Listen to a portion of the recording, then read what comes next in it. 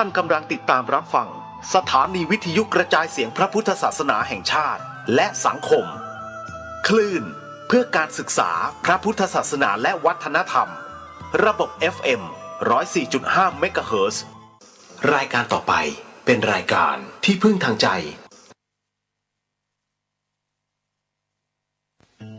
พุทธังสรณังคัจฉามิธัมมังสรณังคัจฉามิสังฆังสรณังคัจฉามิเกิดมาผจญชะตากรรมเก่าชีวิตมีสุขมีเศร้าอย่าเอาแต่ทุกข์มาครองพึ่งใคร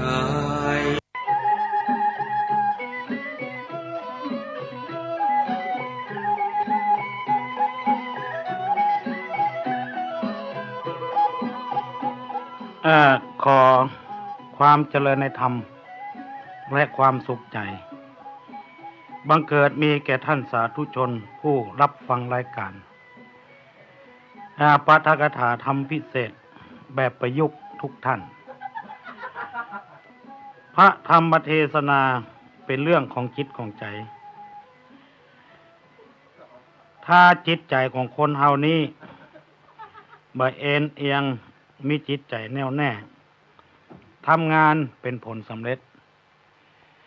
บางคนยังคิดใจว่าคนรวยคือคนดีคนมียศถาบรรดาศักดิ์คือคนดีและคนที่จบปริญญามานักเป็นคนดีซึ่งเอาสถาปนากันว่าเป็นผู้ดีความจริงแล้วผู้ดีที่ดีที่สุดที่ถูกต้องที่สุดคือคุณมีคุณธรรมบ่จำเป็นต้องรวยก็เป็นคนดีได้บ่จำเป็นต้องจบปริญญาก็เป็นคนดีได้และบ่จำเป็นจะต้องมียศถาบรรดาศักดิ์ก็เป็นคนดีได้อย่างกับเฮาได้ท่านทั้งหลายได้หูเรื่องหูราวของครูบาเจ้าศรีวิจัยและหูเรื่องหูราวของหลวงปู่แหวนที่เขาเคารพสักการะบูชาเมื่อเราเอาสองท่านนี้มาเป็นอุทาหรณ์เป็นตัวอย่างเขาจะหันว่าครูบาเจ้าศรีวิจัยก็ไม่ได้จบปริญญาและไม่ได้จบมหาประโยคใดประโยคหนึ่งหลวงปู่แหวนก็ไม่ได้จบแล้วครูบาเจ้าศรีวิจัยก็ไม่ได้เป็นคนร่ำคนรวยมีเงินเป็นหมื่นล้านพันล้านแสนล้านเป็นเจ้าของกิจกรรมอย่างหลวงปู่แหวนก็เช่นเดียวกันหรือว่าบางคนมียศถาบรรดาศักดิ์ท่านสององค์นี้ก็ไม่ได้ยกย่องเป็นมียศถาบรรดาศักดิ์เป็นพระครูเป็นท่านปลัดเป็นท่านสมุเป็นพระบดิกาหรือว่าเป็นเจ้าคุณเป็นอย่างสักอย่างเป็นหลวงปู่เป็นครูบาแต่ทำไมสองท่านนี้จึงมีคนยกย่องสรรเสริญมากทั้งที่บ่มีสองสามอย่างนี้คือยศถาบรรดาศักดิ์และทรัพย์สมบัติตลอดถึงมีจบถึงขนาดปริญญามาเพราะท่านมีคุณธรรมเพราะฉะนั้นคุณธรรมเนี่ยยังมีความจำเป็นอย่างมากสำหรับคนเฮาอย่างยิ่งสุดแล้วแต่เฮาจะเป็นคนดีของไผสมมติว่าเวลาเนี้ยเฮามีแม่หญิงมีแฟนเป็นผู้ชายแกนี้เฮาจะเป็นคนดีของแฟนของเฮาอย่างใดมีวิธีใดที่จะคือแฟนได้ติดอกติดใจแล้วเฮาเป็นผู้ชายเฮามีแม่หญิงเป็นแฟนเฮาอย่างใดให้เพิ่นเปิงอกเปิงใจเฮาเนี่ยเฮาพยายามทำตัวให้ดีที่สุดสำหรับคนนั้นไปส่งเผียบ้านเผียจองเพิ่นซื้อนั้นซื้อนี้มาให้เพิ่นพ่องเนี่ยเป็นของขวัญเอาอกเอาใจกันเนี่ยอันนี้คือการสร้างคุณธรรมล่ะสร้างคุณธรรมล่ะหมายความว่าเชื่อใจกันเชื่อมือกันสินค้าอย่างต่างๆเนี่ยซื้อหนึ่งอีกแถมหนึ่งอย่างหมู่เนี่ยแล้วมันเป็นการสร้างคุณธรรมให้กันมันก็ติดอกติดใจกันว่าลูกค้าอย่างลูกค้าจะติดกับร้านเป็นจังไดก็ทางร้านก็พยายามทำดีที่สุดเพื่อจะให้ลูกค้าได้ติดเนี่ยหัวหน้าดีหัวหน้าอย่างนี้ได้ให้ลูกน้องได้เคารพนับถือก็ทำให้ดีที่สุดอันนี้คือคุณธรรมมันเป็นเรื่องของทางจิตทางใจบางทีเราทำไปแล้วเขาอาจจะไปเผลอไปทำมาถูกต้องคนเขานี่มีโอกาสแก้ตัวได้ เพราะฉะนั้นปาฐกถาธรรมที่จะเล่าให้ท่านทั้งหลายฟังเวลานี้เรื่องการกลับใจคำว่ากลับนี่เป็นภาษาไทยภาษาเมืองเขาว่าปิกมาคืนมากลับมาอย่างนี้ใจเขานี่มันกลับได้ถ้าเขาคิดว่ามันบดีบดักแล้วเขาก็ควรจะกลับได้กลับมาสู่ในทางดี2 ปีที่ผ่านมาเอาเงินเอาทองก็ขวดไม่คงพระทุกประเสียง ลูกก็บ่ได้ห้ำได้เฮียนดีบึดย้ายโรงเรียน1บึดย้ายโรงเรียน1แล้วก็เอา2 ปีที่ผ่านมาไปนั่งสนามม้าไปเล่นม้าลูกก็บ่ได้ไปโรงเรียนจำเป็นต้องออกโรงเรียนเฮาก็เล่นมา2 ปีแล้วการเวลาเปลี่ยนเครื่องพิสูจน์ถ้าโรยเฮาก็โรยแล้วเฮาควรจะกลับใจได้แล้วหันมาเล่นอย่างอื่นจากเล่นม้าเล่นหวยเล่นไอ้หยังก็มาเป็นเล่นอย่างอื่นเอาไก่แจ้มาเล่นมันอย่างเนี้ยเพิ่นถึงคู่ประกวดกันหนูประชันกันซื้อว่านซื้อหยังมาเล่นวันนี้เพิ่นถึงแข่งกันอย่างหมู่เนี้ยเล่นนกเขาแทนอันนี้สิ่งหมู่เนี้ยเขาเรียกว่ากลับใจบางทีอาจจะดีขึ้นมาเฟื่องฟูขึ้นมาก็ได้ธรรมะสำหรับกลับใจนี่มีหลายอย่างหลายประการด้วยกันก่อนที่จะเล่าจะเอาธรรมะมาสู่ท่านทั้งหลายในศาสนาพุทธนี้อยากจะให้ขอเล่าเรื่องจริงที่เกิดขึ้นมาแล้ว 2,500 กว่าปีมาในสมัยเมื่อสมเด็จพระภูมิพระภาคเจ้ายังบัดเสด็จดับขันธ์ปรินิพพานเตื้อมีเมืองหนึ่งมีพระเจ้าแผ่นดินปกครอง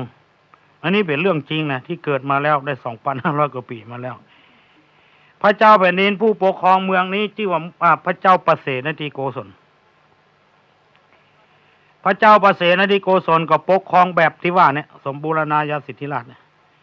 ไพ่ฟ้าประชากรนะครับร่มเย็นเป็นสุขตั้งเสนามาแตนพระเนตรพระกันบ้านเมืองก็ร่มเย็นเป็นสุขมีข้าวน้ำปัจจัยอันอย่างก็อุดมสมบูรณ์ตลอดมาปรากฏการณ์ประหลาดว่าวันหนึ่งใกล้จะรุ่งแจ้งมา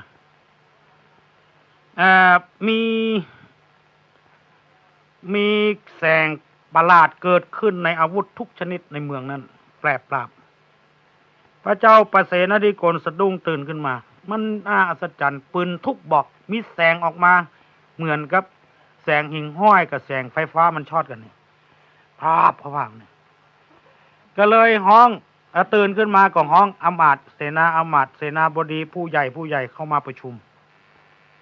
แล้วพระองค์ก็ตั้งหัวข้อประชุมว่าเมื่อคืนที่แล้วเนี่ยใครเห็นอะไรบ้างกี่คนนั้นยกมือพร้อมกันหมดอาวุธทุกชนิดของข้าพระพุทธเจ้ามีแสงประหลาดขึ้นมาคนนี้ก็ว่าคนนี้ก็ว่ามันอะไรจะเกิดขึ้นในบ้านในเมืองเฮาเหตุอเพศอย่างจะเกิดขึ้นอันนี้มันเหตุอเพศจะเกิดขึ้นอย่างแต่ว่าวันซืนพระพุทธรูปหูดังแดงปะลึง คนก็ลือล่างไว้ต้องมีเหตุอย่างใดอย่างหนึ่งหูดังแดงนี่เป็นเหตุในทางดีไม่ทางดีคือจะมีสีมีสันอย่างเกิดขึ้นในบ้านในเมืองของเรา ขี้มูกย้อยนี่มันดีมันทำมือคนขายยาแก้วัดได้ขายหนักขึ้น ไม่ใช่มันบดีอันนี้เหตุอเพศเกิดขึ้นอย่างเงี้ยก็ถามไปถามมามีอมาตย์คนหนึ่งยกมือไหว้ขอเดชะพญาพุนเก้าตามที่พระองค์อยากทราบว่าเหตุการณ์อย่างเกิดขึ้นในเวลานั้นเวลาที่แสงอาวุธเกิดขึ้นนั้นอันอย่างเกิดขึ้นคือเวลานั้นอมาตย์คนนั้นบอกว่าลูกของเพิ่นเกิดเวลานั้นพอดีนี่พอเกิดเวลานั้นก็แสงอาวุธทุกอย่างแปรปรับเป็นวับก็อัศจรรย์ก็เลยฮื้อปุโรหิ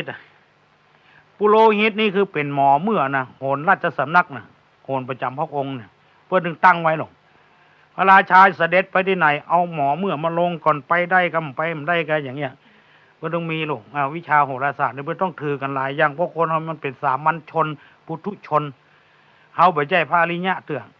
ถ้าพาลิญะนี่เปิ้นโป้นในอย่างบ่รู้เสียงละเพราะว่าผีบดีเนี่ยเปิ้นสามารถยับผีมาบังคับได้อย่างเงี้ยเฮานี่มีคาถาสักตัวว่าผีบดีกันเดียวลายนั่นน่ะขนาดตู้เจ้าเนี่ยโอ้ไม้สลีนี่มันเติกไว้ฟันเนี่ยบัดห้องบัดถามไปฟันตู้เจ้าเป็นปักบิดปักเบี้ยวจะหลาย อันนี้เฮามาแปรมันหรอกอันนี้เฮาบ่ใจเผาทหารหรอกอันนี้บางทีไปเข้าใจผิดนะคิดว่าทำอย่างนี้มันถูกต้อง เขาจะเพี้ยวจะทางให้มันถูกต้องก็มันถูกจริงๆอ่ะแต่ว่าเขาจิตใจของบ่พ้นภาวะนั้นมันมีลูกขเทวดาหรอกเทวดารักษาต้นไม้นะบรรพตเทวดารักษาภูเขาอย่างอากาศเทวดารักษาอากาศมันถึงมีเป็นอย่างพุ่นแปลเป็นอย่างนี้โลกม่วนมันจะตาย ไอ้เนี่ยเขาบุหูเรื่องงูเราเขากับป้ากันไปตัดไปฟันบางทีเหตุอเพศมันเกิดขึ้นโหแล้วจะสำนักเพิ่นถึงตั้งไว้บางทีเขาจะออกบ้านไปปลดแต่งตัวจะดีแล้วจะกิ้มตักเขียนแล้วเขาก็ไปถ้าไปกับยุ่งละมันดึงจอกเนี่ย เพื่อเขาไปบ้านเพื่อนมันดึงตักเขาละมันตักเขาก่อนเขาก็มันแจ๊ะปากเขาก็แจ๊ะปากให้มันไม่จำไว้เนอะตรงนี้นะไม่จำไว้ก็ไปบ้านเพื่อนนะจะกิ้มแจ๊กเขาว่าก็เธอเสนอฉันต้องสนองเพื่อนแก้เคล็ดเป็นอย่างนี้หรอกแก้เคล็ดเป็นอย่างนี้เนี่ยหวยนี่นะถ้าเขาได้เลขดีๆนะสมมติเขาคือ758เนี่ย785 578อย่างเนี้ยนะเขาบางทีมันเจ้ามือนี่นะมันปิ้นประตูไปเสี่ยงอ่ะจริงๆนะเขาเล่าให้ฟังนะ วันหวยออกเลยนะเจ้ามือนุ่งเสื้อปิ้นผ้าถุงนี่ก็ปิ้นนี่มันเป็นอย่างนี้นะเขาก็ต้องปิ้นเลขของเขาอ่ะ 758 อย่างปิ้นประตูไปเสี่ยงอ่ะวันนั้นเขาใครถูกหวยเขาปิ้นเสื้อปิ้นผ้าเขาอ่ะ ที่นอนที่อย่างมดอ่ะหมอนเอาไว้บนหัวกับไว้ทั้งปลายตีนนี่เปิ้นปิ้นหมดเนี่ยเป็นอย่างนี้นะเปิ้นมีเคล็ดของเปิ้นน่ะเฮาสุ่ม4สุ่ม5ใส่ไปเฮาถึงหมูเรื่องนี่มันเคล็ดของมันคือคนเฮายังมกมุ่นอยู่ในความโลภความโกรธความหลงเฮาก็เลยต้องถือมันศาลพระภูมิกับศาลพระที่ไหว้พ่อไหว้แม่อย่างที่เฮาทำอย่างเนี้ยอย่างนี้เฮาต้องทำเฮาไปว่าเป็นเรื่องไร้สาระมาได้คือเฮายังเป็นผู้ทุชนอยู่ตุลุงก็ยังมีเสื้อวัดอยู่มีเขาไม่สลีอยู่เวลาเนี่ยอย่างก็คือจ่ามันถึงมีหรอกไปบอกเสื้อวัดเสื้อวาเห็นเนอะเนี่ยบอกไว้นั่นให้ว่าเขาเป็นบ้าเขาก็เป็นเขาหูอยู่หรอกไม่เป็นยังไง อันนี้คือไม่ต้องมีอย่างเงี้ยโหนราชสำนักโหนประจำพระองค์บนมีหรอกโหนก็มาบวกโลกไปรอบพออันใดเป็นอันใดแหละพระราชาเกิดวันอะไรเกิดวันอาทิตย์วันอาทิตย์เวลานี้มาเป็นกาลีบริวารนะไม่ดีนะท่านนะนี่เนาะบริวารจะเป็นกาลีกับบวกโลกคนหารขอเดชะพญาพลเก่ากุมารคนนี้จะเป็นโจรพระเจ้าข่าวลูกของอมาตย์นี่นะที่มันเกิดเวลานี้จะเป็นโจรพระองค์ก็ตั้งอยู่ในทศพิธราชธรรมนะถามว่าโจรนี่คือโจรอย่างไรโจรธรรมดาหรือโจรราชสมบัติคำว่าโจรธรรมดาเนี่ยคือโจรทำบ้านทำจองอันเนี้ยลักตินแมวกับตินมาพ่องย่องบ้านย่องจองอันเนี้ยอันนี้คือโจรธรรมดาถ้าผมมีก็ไม่ได้ตำรวจวันนี้ทำงานหรอมั้งมันเนี่ย มันต้องมีอ่ะถ้ามาอันตำรวจอยู่มาได้จริงเงินเดือนหลวงมาได้ ไม่ต้องมีโจรพวกนี้พ่องหมูย่องเบากาอย่างกาเนี่ยก็ตีกำป่วยหลวงป่วยลามพ่องตินดิสโก้ย่ำตินกับตีกันเนี่ยเราต้องคือมีตำรวจทำงานเนี่ยแก่บ้านกำนันต้องทำงานบ่มีมาได้มันจึงเป็นเรื่องของธรรมชาติเรื่องของธรรมดาอันนี้คือโจรธรรมดาเนี่ยคือโจรอย่างเงี้ยตีต่อยกันการลักโจกกันการบุบหูตีตากันเมียมันเอาขวดบุบหัวผัวมันกัน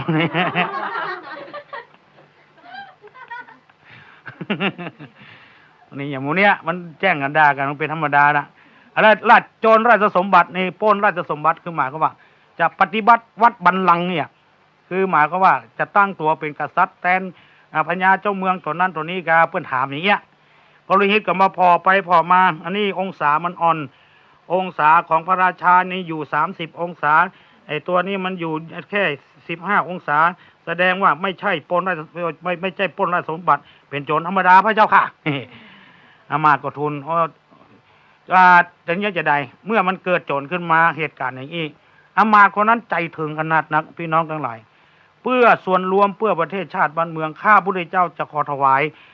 ลูกของข้าพระเจ้าเนี่ยกุมารคนนี้ให้แก่พระราชาพระราชาต้องเอาไปประหารเอาไปฆ่าเพื่อเบื้อเป็นเยี่ยงอย่างในฐานะที่ข้าพระพุทธเจ้าเป็นคนที่รักษาบ้านรักษาเมืองมีความเด็ดขาดเมื่อเจ้าบ้านมาไว้ใจแล้วควรจะลาออกจากได้ เสียสละได้โลกลาได้แล้วเนี่ยก็เพื่อความร่มเย็นเป็นสุขของประเทศชาติบ้านเมืองเสียลูกพระราชาก็มาขอปโลหิต พิจารณาทำกรรมเอาไปเอามาเอาอย่างนี้ดีกว่าเราต้องใส่จื้อมันคือมันดีๆจะเอาบะข้าไปแกงอะอามาตย์ต้องเลี้ยงมันไว้ต้องใส่จื้อมันทำไมใส่จื้อดีที่สุดว่าอหิงสกะอหิงสานี่แปลว่าไม่เบียดเบียนแปลว่าเด็กชายที่ไม่เบียดเบียนใครใส่ชื่อมันไปก่อนเถอะนี่ว่าไอ้ชื่อนั้นสำคัญชั้นไหน ก็อามาตย์ก็เลี้ยงกุมารคนนั้นใหญ่ขึ้นมาดีกูอย่างเลยศึกษาเล่าเรียนศิลปะวิทยาไอ้ยังฟังคำพ่อกำแม่พ่อแม่คือไปก็ไปบ่คือไปก็บ่ไปอย่างโมเนี้ยฟังกูอย่างเลยมันบ่มีแววที่จะเป็นโจรได้เลยจนจบในเมืองนั้นน่ะจนจบในเมืองนั้นเสร็จแล้วเนี่ยจะได้ลูกมันจบแล้วก็ไปส่งเฮียนต่ออย่างเขาส่งเขาอย่างเชียงใหม่นี่เนาะส่งลูกเขาไปเฮียนสุโขทัยธรรมาธิราชก็ไปส่งก็อย่างกรุงเทพกรุงธนน่ะที่ไหนดีๆก็ไปส่งจบจากกรุงเทพก็ไปส่งเมืองนอกแถมเนี่ยในปรากฏว่าเวลานั้นมีเมืองหนึ่งเพื่อนห้องเมืองตะกะศิลาเมืองเนี่ยมีศิลปะวิทยาทุกอย่างเหาะเหินเดินอากาศได้เนี่ยยังได้แปลงเตียนเนี่ยตามคือหมอนี่ตายเลยอ่ะพอเตียนดับคนนั้นก็ตายจริงๆมันมีในเมืองนั้นหมดเรียกกรุงตะกะศิลานี่มันเป็นวิชาที่อย่างเงี้ยโอ้ก็เลยส่งอหิงสกะนี่เข้าไปอยู่กับอาจารย์เข้าไปศึกษาเราเรียนที่กรุงตะกะศิลาเฮียนก็เก่งจนที่แรกในอยู่หอเมืองเข้าครูบาอาจารย์หันว่าเด็กชายคนนี้อหิงสกะนี่มันดีก็เลยเอามาอยู่ในบ้านอาจารย์มือไปอยู่หอกินกับอาจารย์อยู่กับอาจารย์ปฏิบัติฮักอาจารย์อย่างพ่ออย่างแม่นี่บ่มียังสักอย่างที่เป็นดังเป็นพ้อยนึกว่าเรื่องมันจะดีขึ้นมาแล้วปรากฏการณ์ว่าคนเฮานี่ยังมีกิเลสอยู่นั่นก็คือหมู่นักศึกษาหมู่เดียวกันหันอาจารย์ไว้ใจเด็กชายคนเดียวซึ่งไอ้อย่างหมู่เนี้ยอย่างเฮาไปอยู่โดยเปิ้นก็ยังใจพ่องบ่ใจพ่องบางทีก็แจ้งก็ด่าอหิงสกะทำไมไม่ถูกด่าก็เกิดความอิจฉาขึ้นมานี่อิจฉาตัวเนี้ยท่านทั้งหลายมันเป็นตัวที่ทำลายโลกทำลายบ้านทำลายเมืองอย่างสารพัดอย่างบางทีก็คนเฮาอยู่บ่ได้ตุเจ้าเนี่ยบ่ดีบ่ดักเฮายังมาหันซักหน่อยเด้อแต่แท้น่ะอาศัยที่เปิ้นว่าน่ะก็เลยว่าโดยเปิ้นสิ่งที่เปิ้นทำมาเป็นตัวเป็นตินที่เฮาหันสร้างวัดสร้างวาสร้างหันสร้างนี่สอนคนถึงบ้านถึงเมืองตัวน้อยๆบ่ได้อายุ30ปลายเนี่ยเอาคนนุ่งขาวห่มขาวเสี่ยงถึงบ้านถึงเมืองอันนี้เฮาเนี่ยบ่ใจว่าเป็นใจไผนะคือคนเฮาเอาต้องเอาใจเฮาเป็นกลางนะคือความดีที่ปรากฏขึ้นมายังมายุบเอามาสักหน่อยแล้วก็เอาความบดีน้อยเดียวไปใส่น้อยเดียวอย่างเงี้ยมันบ่ถูกต้องตามกฎของธรรมชาติเฮาจะว่าอย่างคือเปิ้นก็นึกถึงความดีของเปิ้นที่ไปสร้างมาพ่องบากุฎแห่งเก่าถึงมันจะชั่วจะบดีก็ตามเด้อเฮาควรจะเอาความดีมายกย่องพ่องถ้าบางอันนะประเทศซาอุประเทศอย่างที่มีน้ำมันน่ะกลุ่มอาหรับมันจะยุบหมดอ่ะคือหมายความว่าที่มันยุบหมดเพราะอย่างมันดูดน้ำมันมามันก็อย่าเอาตึงดิบนั่นน่ะแล้วก็ไปใส่รถมันก็พังหมดมันต้องดูดออกมาแล้วก็มากลั่นนี่ออกเทนสูงออกเทนต่ำเห็นเหรอ มันดูดออกมาแล้วมันต้องแยกนะลองคิดพอเด้อเราเอามาใส่รถใส่เครื่องมันก็พังหมดใส่เครื่องบินมันก็พังหมดดูดออกมาแล้วมากลั่นอันนี้เป็นซุปเปอร์อันนี้เป็นเบนซินธรรมดาอันนี้เป็นดีเซล อันนี้ที่เป็นน้ำมันดิบเป็นน้ำมันอะไรอย่างเอาได้ที่สุดมาจนในที่สุดมามีอย่างเอากากของมันมาแปลงยางมาต้อยทำได้มันได้สารพัดหยับประโยชน์นะคนเราถ้ามองคนมีใจอย่างนี้ถ้าใจบ่อิจฉาเพิ่นนะมันถึงบ่มีหยังตัวอิจฉาตัวเนี้ยเกิดขึ้นอันเนี้ยคือเขาจะต้องแยกถ้าคนบ่อิจฉาไผต้องแยกออกอย่างเขาแยกน้ำมันเอาเนี่ยกลุ่มอาหรับมันลอยเพราะหยังเพราะมันทบกันกำเดียวเดือดร้อนทั่วประเทศก็เพราะมันแยกเอาน้ำมันออกมาวิจัยเป็นอย่างอันนี้ซูเปอร์อันนี้ธรรมดามันก็ใส่รถเป็นอย่างไปเครื่องเป็นอย่างอย่างเงี้ยอันนี้ออกเทนสูงออกเทนต่ำอะไรอย่างมันของมันมีเงี้ยมันก็หูเรื่องหูราวมันก็ขายได้เป็นอย่างออกเทนสูงน้อยก็แป้งน้อยออกเทนกลางอย่างกลางกับกลางอย่างต่ำอย่างต่ำเงี้ยมันก็แยกออกมาอย่างเงี้ยอย่างเอาหั่นปูเนี่ยมันนึกว่าปูเนี่ยครบเข้าก็จังบรูเสียงเราเอามาแปลงอย่างอื่นก็ดีอยู่นะแปลงน้ำพริกน้ำปูก็ได้อยู่นะมีกล้ามีศีลประโยชน์มันยังมีอยู่อีกอ่ะบ่ต้องว่าอย่างมดง่ามันก็มีประโยชน์หมู่เกษตรนี่เขาบอกว่ามดง่าเนี่ยมันพรวนดินแน่เขาว่ามันบ่ดีนะตื้อครบหัวเขาก็จังไปจังบ่ไม่เกิดมาอย่าง หมู่เกษตรนี่หมู่นึกว่ามดงามอยู่ตอมเก้าไม้ใดเก้าไม้นั้นใหญ่เว้ยมันพรวนดินน้ำมันจะเข้าไปเนี่ยมันมีประโยชน์พวกเปิกไม่มีประโยชน์รู้เสียงถ้าเขามองอย่างนี้นะโลกเขาจะกระจ่างอันนี้หมู่นักศึกษาของที่อยู่รุ่นเดียวกันเนี่ยอิจฉาองคุลิมานแม่อยู่กับพิเศษกินกับพิเศษอย่างกับพิเศษหมู่เขาก็ตั้งกลุ่มกันขึ้นแล้วประท้วงวิธีประท้วงอย่างไรหาโทษว่าองคุลิมานเนี่ยที่ได้ดีกับอาจารย์เนี่ยเพราะใดเพราะเขาจะทำลายอาจารย์นี่ทำลายอย่างไรคือเขาจะฆ่าอาจารย์น่ะมันเอายาพิษไปใส่แกงวันหนึ่งอาจารย์กำลังจะกินข้าวอยู่รับประทานอาหารไอ้ตัวหนึ่งโล่นไปเปียแขนอาจารย์เนี่ยอาจารย์อย่าไปกินนะไอ้นี่องคุลิมานมันเอายาพิษมันเปลี่ยนไปบ่ได้มันเปลี่ยนไปบ่ได้ก็เดียวหมู่นั่งก็มาบอกหมู่นั่งก็มาบอกอาจารย์กันเลยมันถ้าอย่าเป็นอย่างอันแท้ก็มันจะมีคนเดียวหลายคนมาบอกเอาอย่างนี้ก็เลยบ่กินเมินไปตั้งข้อสังเกตล่ะตั้งข้อสังเกตคุณนายเมียอาจารย์เปิ้นใจเปิ้นซอยนั่นกันนี่ก็เลยไปซุบซิบจิตนินทาเนี่ยระหว่างเมียอาจารย์ครับองคุลิมานมันเป็นจู้เป็นอย่างกันเนี่ยเอาแล้วคนเฮามันไม่ใช่พระอิฐพระปูนอย่างว่านั่นเนาะมาถูกยุยงเข้ายุงข้องอาจารย์ก็ใจความสังเกตมันจะฆ่ากูแท้รู้นี่อย่างเงี้ยจะได้จะฆ่ามันจะไล่มันก็อินดูมันอยู่เพราะผลประโยชน์ที่เขาได้รับมันเนี่ยการงานในอย่างเขาบ่ต้องจ้างคนมันทำได้ซักผ้าถึงของอาจารย์ก็ของเมียของอาจารย์มันทำหมดสารพัดมาพิจารณาใจปัญญาเนี่ยใจมันสมองวันหนึ่งก็ห้ององคุลิมานมาบอกนะอาจารย์นะบอกองคุลิมานแต่ก่อนนะชื่ออหิงสกะแล้วบัดเดียวนี้จะเปลี่ยนเป็นองคุลิมานยังไม่ได้เปลี่ยนเถอะอหิงสกะเธอจงมานี่ก่อนก็แล้วมาบอกว่าเธอเนี่ยวิชาเนี่ยเธอมีมันสมองดีแล้วเธอจะสำเร็จวิชาแล้วนี่ฉันก็สงสารเธอก็มีวิชาอะไรมากวิชาที่เธอจะได้ที่สุดนะเยี่ยมยอดที่สุดชั้นยอดที่สุดคือมีวิชาหนึ่งเธอพอจบนี้แล้วเธอจะเหาะเหินเดินอากาศได้หายตัวได้ยังได้สารพัดอย่างอหิงสกะก็ดีใจมันดีใจว่าเธอดีใจว่าเธอจะสำเร็จงั้นก็ได้เฮียนแล้วไปสำเร็จจะได้มันบอกมันมีอยู่อย่างหนึ่งที่เขาว่านะมีหันอย่างหนึ่งเนี่ยน้อยหูน้อยหันเนี่ยแล้วน้อยปากมาได้มันมีหันอย่างหนึ่งเธอจะทำไม่ได้ถ้าเธอทำได้นะตระกูลของเธอเนี่ยจะมีหน้ามีตาก็คนจะเรื่องจะลือเนี่ยจะได้อาจารย์ก็แต่งนี่อย่าบอกคือมันก็บอกง่ายๆก็เลยบางคนเฮามันเป็นอย่างนั้นหรอเตื้องเฮาหันในอย่างในตรงเสื้อขอกไว้เขาปิดอีนะมีลายหนึ่งหรอมูลีพระจันทร์น่ะมูลีพระจันทร์มันเปลี่ยนกองใหม่อย่างเพื่อนมาถามมูลีเนี่ยอพอลโลแต่งปิดไว้ลู่จนถุงเสื้อพระชีกอะเอาไปมากับมูลีพระจันทร์อันนี้คนเฮามันร่องหลอมมันไข้หันนะไข้หูนะหูอย่างมันบอกบอกเคียงเถื่อมันจินบ่ลำนอนกับบ่รับไอ้เจ้า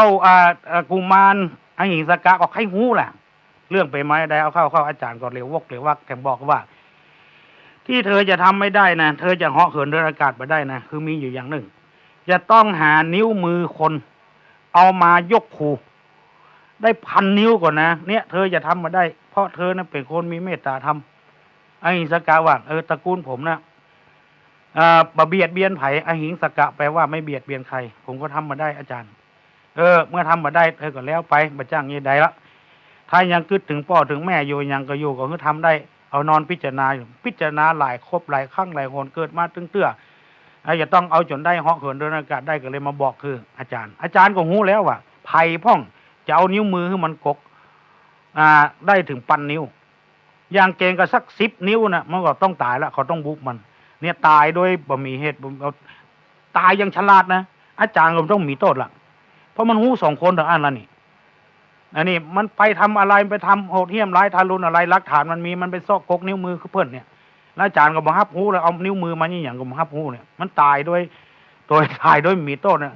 อาจารย์ก็ลวกขนาดนะลองพิจารณาในความรักของคนนี่เหนือฟ้ายังมีฟ้าเหนือจี้ตูนยังมีกระแจมือ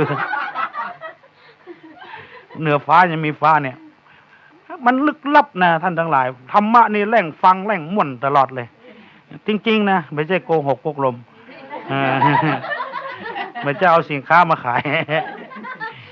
มันแหล่งฟังแหล่งม่วนเนี่ยอาจารย์ก็ลึกลับขนาดนักในที่สุดก็เลยตกลงองคุลิมานจะเป็นองคุลิมานหรอกองคุลีแปลว่านิ้วมือหรอกมาเนี่ยแปลว่าผู้ประจนผู้โหดเหี้ยมร้ายทารุณเป็นมารอย่างที่ว่ามารสังคมมารไอ้อย่างหัวที่เขาว่านะคือตัวเหี้ยมโหดที่สุดอะคือตัวมารโจรองคุลิมานผู้ปล้นนิ้วมือก็หาวิธีแหละจะยกครูยกบาแล้วลูกจะเหาะเหินเดินอากาศเชื่อกันมาจารย์หนู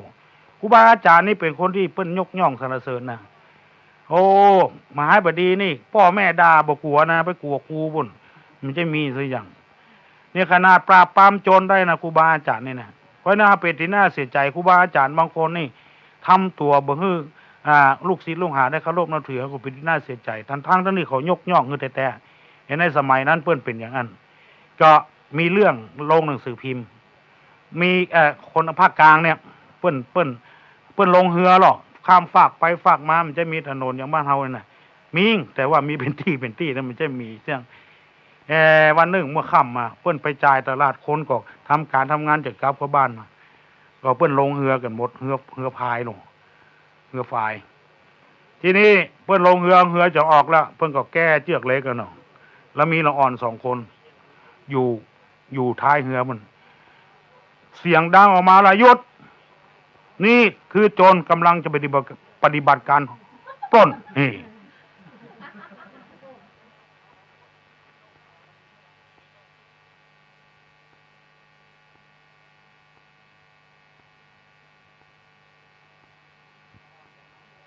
ละอ่อนกำลังจะปล้นมี2 คน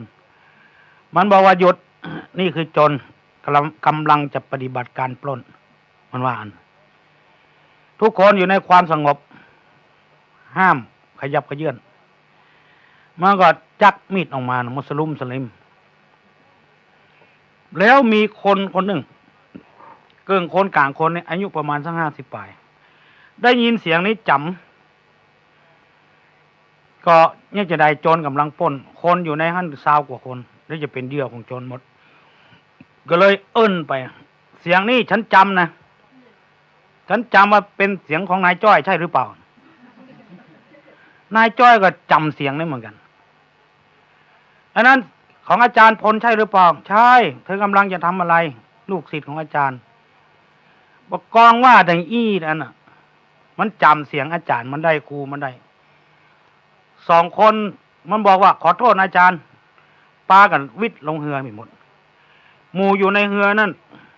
สามารถรอดจากอันตรายทั้งปวงเลยทรัพย์สมบัติก็ต้องไปเสี่ยงสิอย่างอันนี้เกิดจากครูบาอาจารย์นี่เนี่ยมีประสิทธิภาพนะเพราะฉะนั้นลูกศิษย์ถ้าอาจารย์ว่าจะได้ลูกศิษย์ก็ถึงว่าอย่างนั้นถ้าอู้ถึงอาจารย์ไทยเขานะแล้วก็คนที่เฮียนก็คือคนไทยเขานี่พ่อแม่เขาสอนอย่างนั้นถ้าไปสอนคนอย่างอื่นมาได้ความเพื่อนมาได้สอนเรื่องกตัญญูกตัญญูอย่างเนี้ยก็มีลูกศิษย์อาตมาว่าเป็นครูนะเป็นเจ้าเขาไปสอนนักเรียนบนเจ้าเขามันสอนนักเรียนบวกเลขคณิตศาสตร์เนี่ย2 บวก 2เป็น4นักเรียนท่องอยู่ประจำ2 บวก 2เป็น4 2 บวก 2เป็น4แถมวันมันเปลี่ยนทำหลังมันเขียนเลข3กับเลข1บวกกันนักเรียนดูกระดาษนี่นะ3 บวก 1เป็น4นักเรียนพอหน้ากันมุกๆมาครูนี่วอกเงาบ่กาว่า2 บวก 2วันนี้3 บวก 1เป็น4นะบอกนี่มันด่าครูวอกนะเนี่ยมันก็บ่รู้เรื่องว่าครูวอกนี่มันจะเป็นกรรมดีบ่ดีมันเข้าใจเพราะมันเฮียนมาจะใดเฮียนเป็นอย่างนั้นเนาะเนี่ยเป็นอย่างนี้นะก็มีละอ่อนมุเซออยู่ตัววัดตัวตุลุงมันห้องปล้นไปบอกว่าอาจารย์อย่างเขาหมามาปล่อยกี่ตัว3 ตัวครับเป็นหมาอย่างหมาแม่ยิงวะ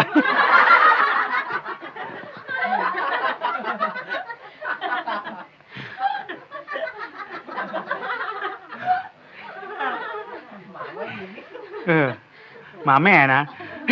ว่าหมาไม่ยิงมันก็บอกว่าคำวอกเนี่ยมันจะวัดดีเสียงอย่างมาละอันนี้ก็เป็นอย่างนั้นนี่ครูบาอาจารย์ก็บอกคือองคุลิมานก็ลงมือปฏิบัติการเลยหัวทีกับมันสมองอย่างนี้อู้ไปอู้มาก็เอามีดนะ ไผ่หมูเรื่องของเราหรอกเอามีดเราดินสอกับมีดอย่างก็ประมาณก็พอเผลอมากับกกนิ้วมือเบิ่นนี่กกนิ้วมือเขาก็ล่นมันก็ได้จาก1เป็น2จาก2เป็น3เป็น4เป็น5เอาละเอาเขาลือไปหมดแล้วเนี่ยขโมยอยู่ที่ไหนจนอยู่ที่ไหนก็ถึงหูหรอกหูเรื่องหูเรามูที่จังอากาขายยาเสพติดนี้กาน่ะกาอาวุธเถื่อนนี้กาหรือว่าขอโทษเด้อกาไม่ย่าไม่ยิงนี่กาเปิ้นอยู่ในบัญชีของตำรวจหมดสายลับเปิ้นถึงมีหมดเขาบ่รู้สึกตัวมันได้ถึงวันเนี่ยเฮิกเหิมเขาทำได้มันมีลักประธานมาได้หรือเปิ้นจับมาได้อันนี้คือหมายความว่าโจรอยู่ที่ไหนก็ฮู้ไอ้อย่างที่ตุลุงว่าขี้เหม็นขี้แห้ขี้บ่แต้ขี้เล่นขี้เต้นขี้กุงขี้ชูบุญผู้ชูบุญเป็นขี้เขี้ยวขี้เบลเป็นขี้ไถขี้ใสเป็นขี้ค้ำขี้ดำเป็นขี้มือพอทำประตูเนี่ยดำผิงดำมิงขี้มือร้อนขี้เป็นเรือกับขี้ลักเนี่ยคำว่าขี้ลักก็คือโจรคือขโมยนะมันตีนหม้อมือหม้อเขาหูกันหมดเลยเขาน้ำบัดได้ลักฐานมาได้ภายมือหม้อเขาถึงหูประตูเสียงเข้าบ้านมาเขาถึงระวังแล้วเป็นอย่างนี้มันเป็นอย่างนี้โจรองคุลิมานไผ่ก็ลื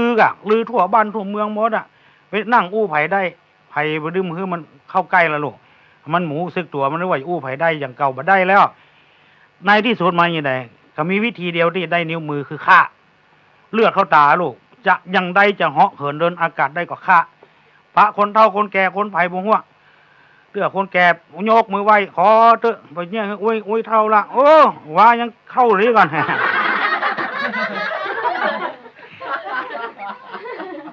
ฆ่ามาละ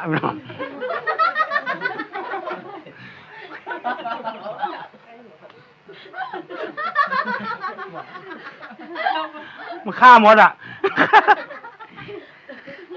ข้าวในมือหรอก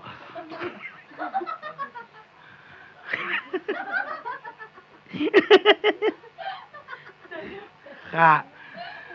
หมดเอาเข้ามันจะได้เกินปันนะเพื่อนจะเอาปันนิ้วมาเพราะว่ามันหลงลืมลูกฆ่าเราขว้างพ่องใจประสาทมันดีละกำปะละนักเข้าไปถึงเมืองเนี่ยเมืองพญาปเสนทิโกศลนี่เอาแล้วเมืองเก่าที่องคุลิมานเกิดนี่นะเมืองเนี้ยก็มาประชุมจุ่มนุมกันเนี่ยจะได้ประเดี๋ยวนี้มีโจรคนหนึ่งเกิดขึ้นมาชื่อโจรองคุลิมานซื้อประวัติโจรองคุลิมานนี่คือไผ่ซื้อไปถึงเมืองตากศิลาก็เลยหู้ทันทีโจรคนนี้ไม่ใช่ใครที่ไหนละเรียกคืออหิงสกะนั่นเอง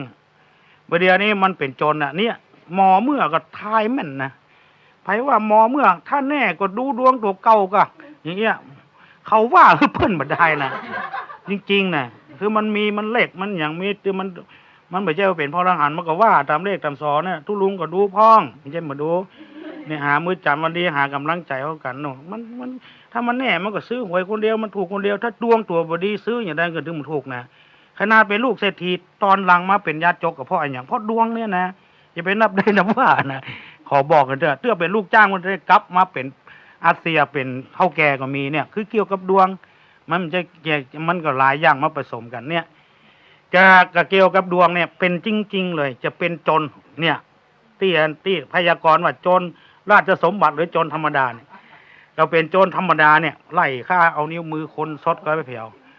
เอาแล้วชาวบ้านชาวเมืองในเมืองนั้นก็กระวนกระวายแล้วโจรองคุลิมานกินก็บ่รับนอนก็บ่รับเนี่ยเวียกเนี่ยการก็เนี่ยมาได้ถึงเป็นตีนเป็นมือเนี่ยมันถึงถ้ามาออกเอ็กซ์ไซส์วันหนึ่งพระพุทธเจ้าของเราจะไปบิณฑบาตหรอกก่อนถ้าบิณฑบาตนั้นเพิ่นจะตอบปัญหาเทวดาก็เพิ่นจะพ่อไปนั่งพ่อว่าคนใดคนดีโปรดบ่ดีโปรดคนใดตกทุกข์ได้ยากอย่างใดก็คนดีโปรดพระองค์มาพิจารณาก็นั่งภาวนาพอภาวนาเสร็จแล้วปรากฏว่าองคุลิมานเนี่ยมาอยู่ในข่ายของพระองค์ข่ายตาเลยคนเนี้ยสมควรจะไปโปรดมันแล้วกรรมเดียวมีไม่ยิงคนหนึ่งกำลังกระวนกระวายไม่ยิงแก่ตัวเนี่ยคือว่าแม่ขององคุลิมานเนี่ย